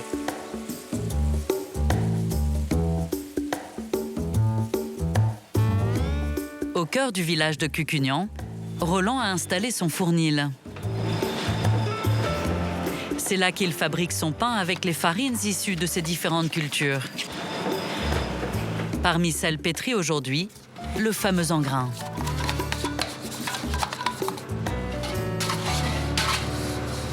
Là, on voit, elle est toute flagada, parce qu'on a des gluten qui sont particuliers, qui sont faibles. Voilà, elle est toute molle. Et c'est moi qui vais faire en sorte qu'elle prenne du corps. Et elle va se tendre, là. Voilà. C'est pas beau, ça. Là, on voit qu'elle prend de la force. Un des secrets de Roland, ce sont des farines moulues la veille, sans additifs, et un levain naturel, pour préserver tous les nutriments. Il faut manger de l'alimentation vivante. Donc on a besoin de mettre un frein à un excès où nous sommes trop allés au XXe siècle à manger de l'alimentation morte. Ah, ça, pour être vivant, là, si on regardait au microscope, ça grouille dans tous les sens. Hein. Et là, ça va partir en fermentation toute la nuit. Elle va devenir tout à fait vivante. Puis elle va respirer, elle va avoir les poumons qui gonflent. Le lendemain, les boulangers vont découper les pâtons avant de les cuire au four à bois. L'alchimie entre farine, eau et levain naturel a fait son œuvre.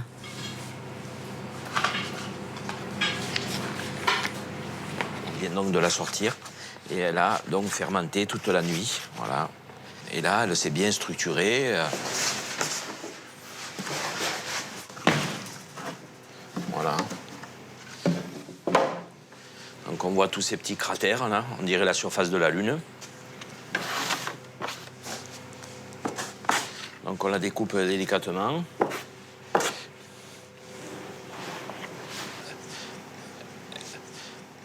Alors là, on voit que la pâte, on voit qu'elle est très très jaune. Signe d'ailleurs de valeur nutritionnelle absolument extraordinaire. Et là, on la touche pratiquement pas, juste on rassemble. On fait un genre de pivoine, si je puis dire. Voilà. Donc on met la tête en bas et hop, on n'y touche pas. Aux côtés de Roland, des jeunes comme Raphaël ont quitté leur région pour venir travailler ces pains d'exception. Moi, c'est pour ça que je suis venu ici. C'était pour faire un pain qui soit bon pour les hommes et bon pour la nature aussi. Pour être en accord avec soi-même. On est bon. Avant d'enfourner, Roland apporte une dernière touche au pâton. Là, je donne un petit coup de lame qui va créer des petites cheminées par lesquelles de la vapeur va pouvoir s'évacuer. Donc là, c'est du rouge de Bordeaux.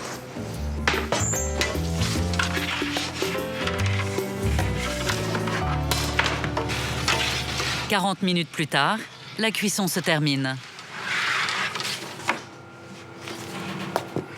C'est bien cuit. Si on a la semelle qui fait bien le tambour. La boulangerie ne désemplit pas. Les clients viennent de très loin pour acheter ces pains d'exception. Nous avons tomates confites et chèvres. On est venu de Saint-Chinian. Nous avons fait 110 km ou 150, je ne sais pas à peu près, pour venir chercher le pain que nous avons commandé la veille. Ça, c'est le rouge. Là, vous avez le grand épeautre. Vous essayez de voir les différences entre les textures, les goûts. Vous allez voir, ils ont chacun leur empreinte. J'ai une préférence pour l'engrain pour le petit déjeuner, parce qu'il est vraiment délicieux. Une nature, juste légèrement toasté avec un petit peu de beurre. Il est un petit peu sucré, il a des notes de miel. Il est vraiment très bon.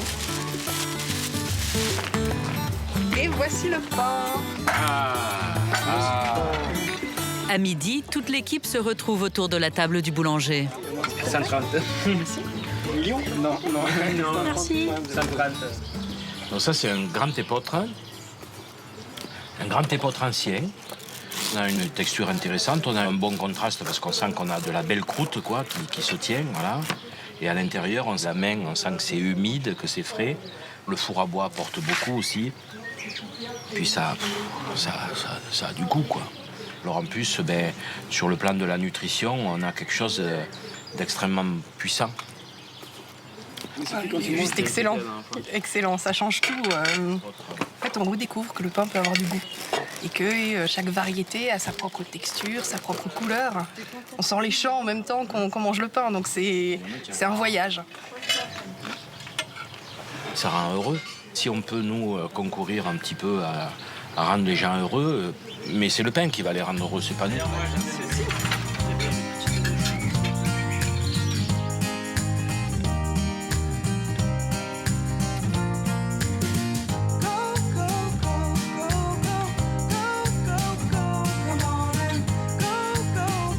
Au bord de la Méditerranée, le littoral du département de l'Aude se découpe en un chapelet d'étangs, séparés de la mer par des bandes de sable, les lidos.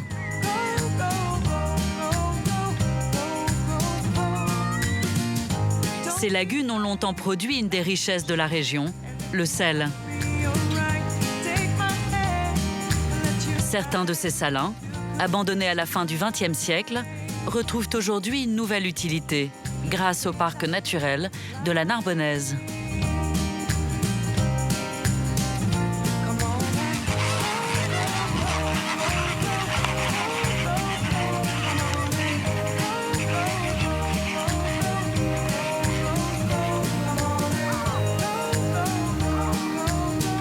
L'étang de Bages-Sigean est un des plus grands de ce territoire.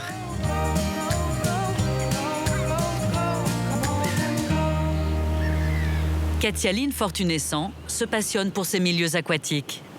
Depuis 4 ans, elle veille sur leur équilibre biologique et ce matin, une bonne surprise l'attend.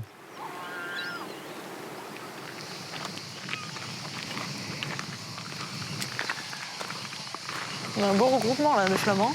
Ouais, il est chouette. Ils viennent tous se réfugier dans les salins, du coup ça fait des beaux regroupements comme ça dans les bassins. Christophe, un des gardes du parc, gère le niveau d'eau de ces anciens marais salants selon la météo. À chaque fois qu'on a du vent marin, on a souvent une montée d'étang, donc c'est le principe, hein, toujours pareil, l'étang qui gonfle. Donc les niveaux montent, les flamands commencent à plus avoir trop pied. Et donc du coup, ils viennent souvent se réfugier dans les salins où les niveaux sont stables et ça leur sert de zone de refuge, on va dire. Les salins sont un havre idéal pour les oiseaux migrateurs. C'est ici que Katialine a mis en place une solution originale pour protéger leur nid.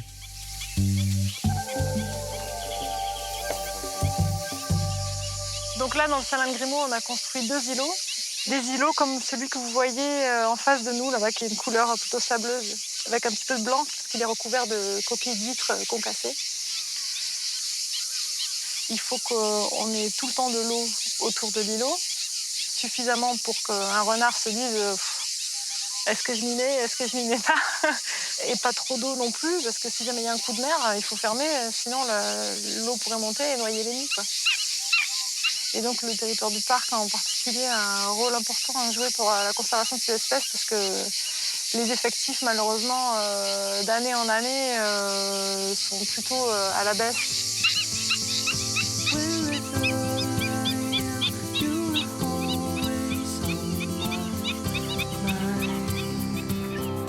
Plus au sud, l'étang de la Palme présente aussi un enjeu important pour Katialine et ses équipes.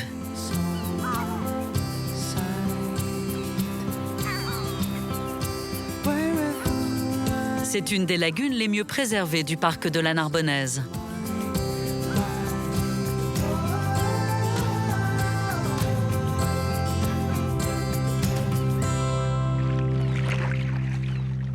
Pour observer les fonds, l'équipe teste ce matin une nouvelle embarcation, un canoë transparent. Ça nous permet de visualiser la végétation quand on passe d'un point à un autre et donc d'avoir une image un peu plus globale de l'étang. Et ça, c'est vraiment super pour cette partie de notre métier là.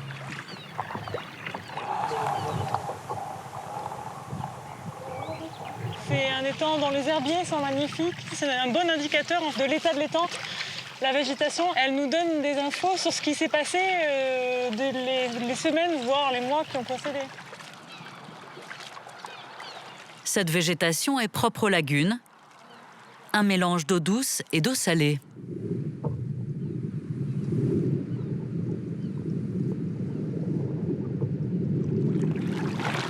Le bassin versant de l'étang de la Palme, comme on voit là-bas, c'est des garrigues, c'est quelques vignes, mais pas énormément. Il n'y a pas d'activité qui pourrait potentiellement être génératrice soit de pollution, soit d'enrichissement un peu artificiel. Et puis surtout, la majeure partie de l'eau qui arrive à l'étang de la Palme, elle est d'origine karstique, c'est-à-dire qu'elle est souterraine. Là, on passe au-dessus d'un herbier, là. Regarde, là. On est dessus.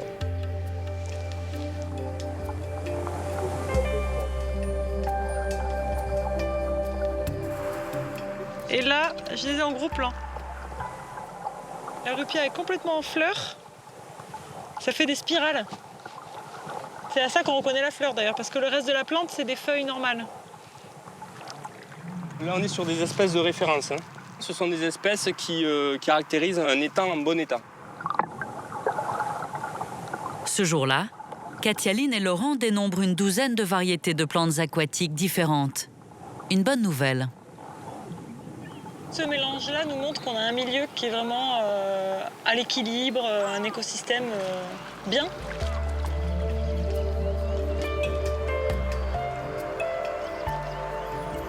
J'ai un attachement particulier à cette lagune-là, mais c'est un écrin en fait. Les corbières en fond, ce bout de pinède au bord de la lagune, ça donne un cachet particulier. Vraiment, c'est une belle lagune.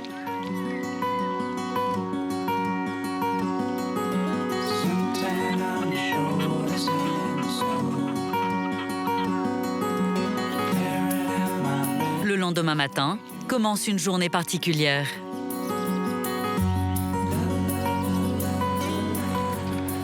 Nénette est une des figures du parc de la Narbonnaise depuis qu'elle a installé ici un élevage de vaches camarguaises, une manade. On est encadré par l'étang de Bages et l'étang de l'Hérault. Là, vous avez les corbières. Ce qui fait la beauté du secteur, c'est qu'en fait, en Camargue, vous n'avez pas ce relief qui est juste à côté. C'est vrai que c'est très beau. J'ai trouvé ici un terrain idéal pour le taureau camargue. C'est-à-dire des marécages, des zones humides, de l'eau douce, l'eau salée, donc tout ce qu'il faut pour cette race de bête.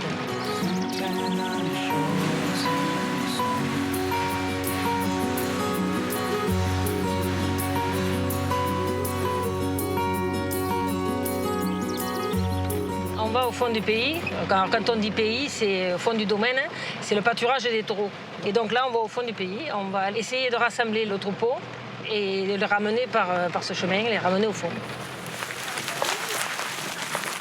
Parmi les cavaliers, Katialine est venue en amie pour prêter main forte et guider le troupeau jusqu'à la ferme.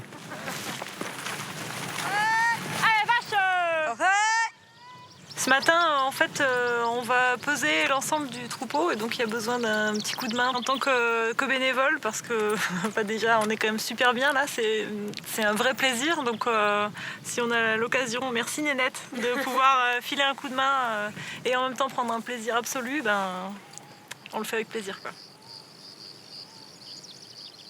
C'est vrai que c'est agréable de venir acamper le matin, là, quand le soleil se lève. Acamper, c'est rassembler le troupeau. Franchement, vous vous régalez. Vous arrivez, le calme, c'est super, quoi.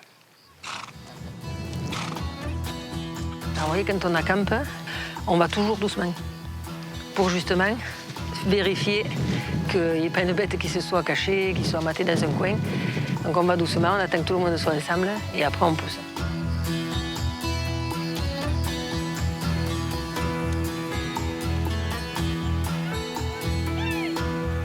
Après avoir rassemblé le troupeau, les 6 cavaliers doivent lui faire franchir un passage sensible, la gaze.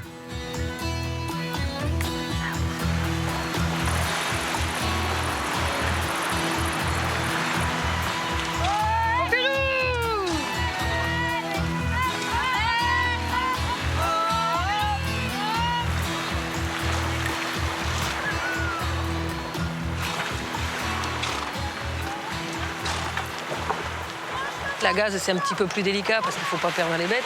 Bon, là, ils sont obligés de nager dans l'eau. Il faut faire attention aux veaux, qu'ils restent bien avec leur mère et tout ça.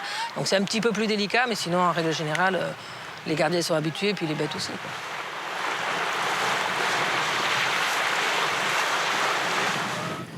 Un peu plus loin, les bêtes retrouvent le chemin et c'est parti pour une cavalcade de 3 km.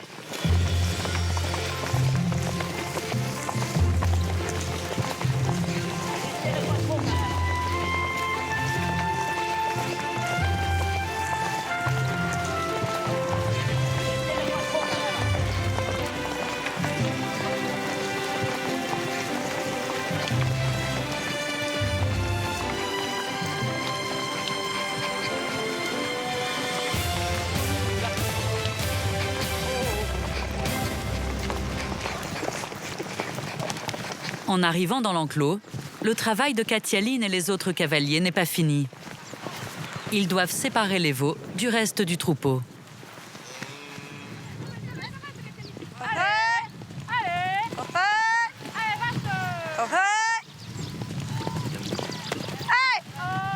C'est excitant, et puis ce qu'il y a vraiment de différent par rapport aux autres formes d'équitation que je connais, c'est que le cheval, il est au boulot. La jument, elle connaît le job, quoi. Elle anticipe avec moi, j'ai presque parfois pas besoin de lui dire d'accélérer, elle le fait au bon moment. Donc il y a un vrai travail en communion avec le cheval, et ça, moi j'ai connu ça qu'ici, c'est vraiment une équitation de travail.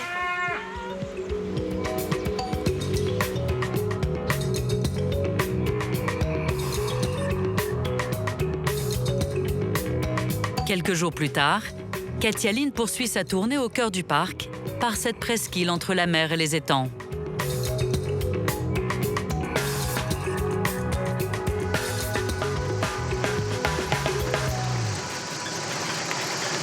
Elle retrouve Eric, un des gardes de la réserve, pour une nouvelle mission. Ils vont faire des photos de ce point de vue pour observer les changements du paysage au cours des années. Il est intéressant ce spot parce que là on est sur un ancien salin, donc des années 1850, 1860. Et donc depuis il s'est transformé en étang d'eau douce. Et il a été recolonisé par la roselière en grande partie et les oiseaux sont revenus. Ah oui, je vois une aigrette. Tu vois ? Ça permet de suivre l'évolution du paysage et ça nous aide à prendre des décisions. Voilà, est-ce qu'on garde les arbres morts? Est-ce qu'il faut les couper? Si une tempête les couche, qu'est-ce que ça va donner comme paysage?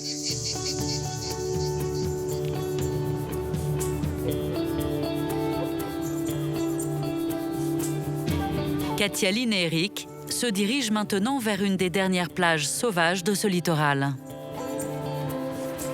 Le chemin traverse d'anciens salins, aujourd'hui rendus à la nature. C'est vraiment très beau.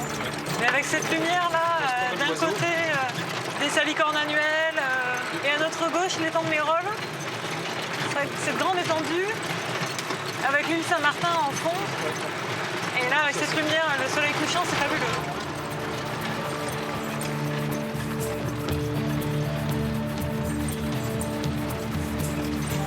Ils atteignent le Gros de l'Hérole, la jonction entre la mer et l'étang.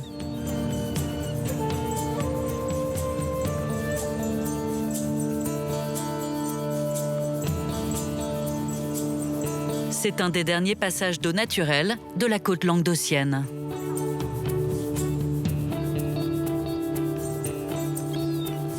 C'est aussi un point privilégié pour étudier l'évolution de la plage.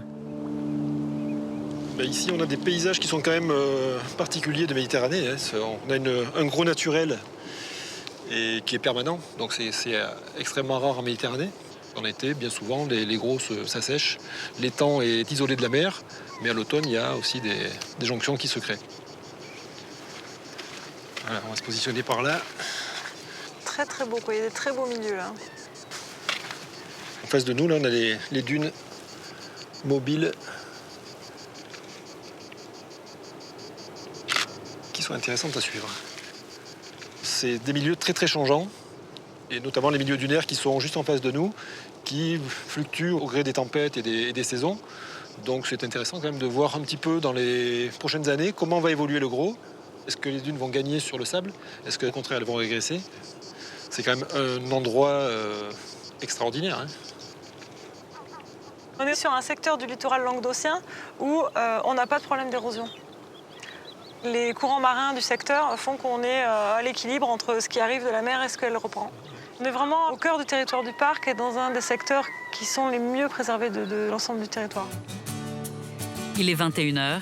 Alors que le soleil se couche sur le parc, la mission de Katia Lynn se termine.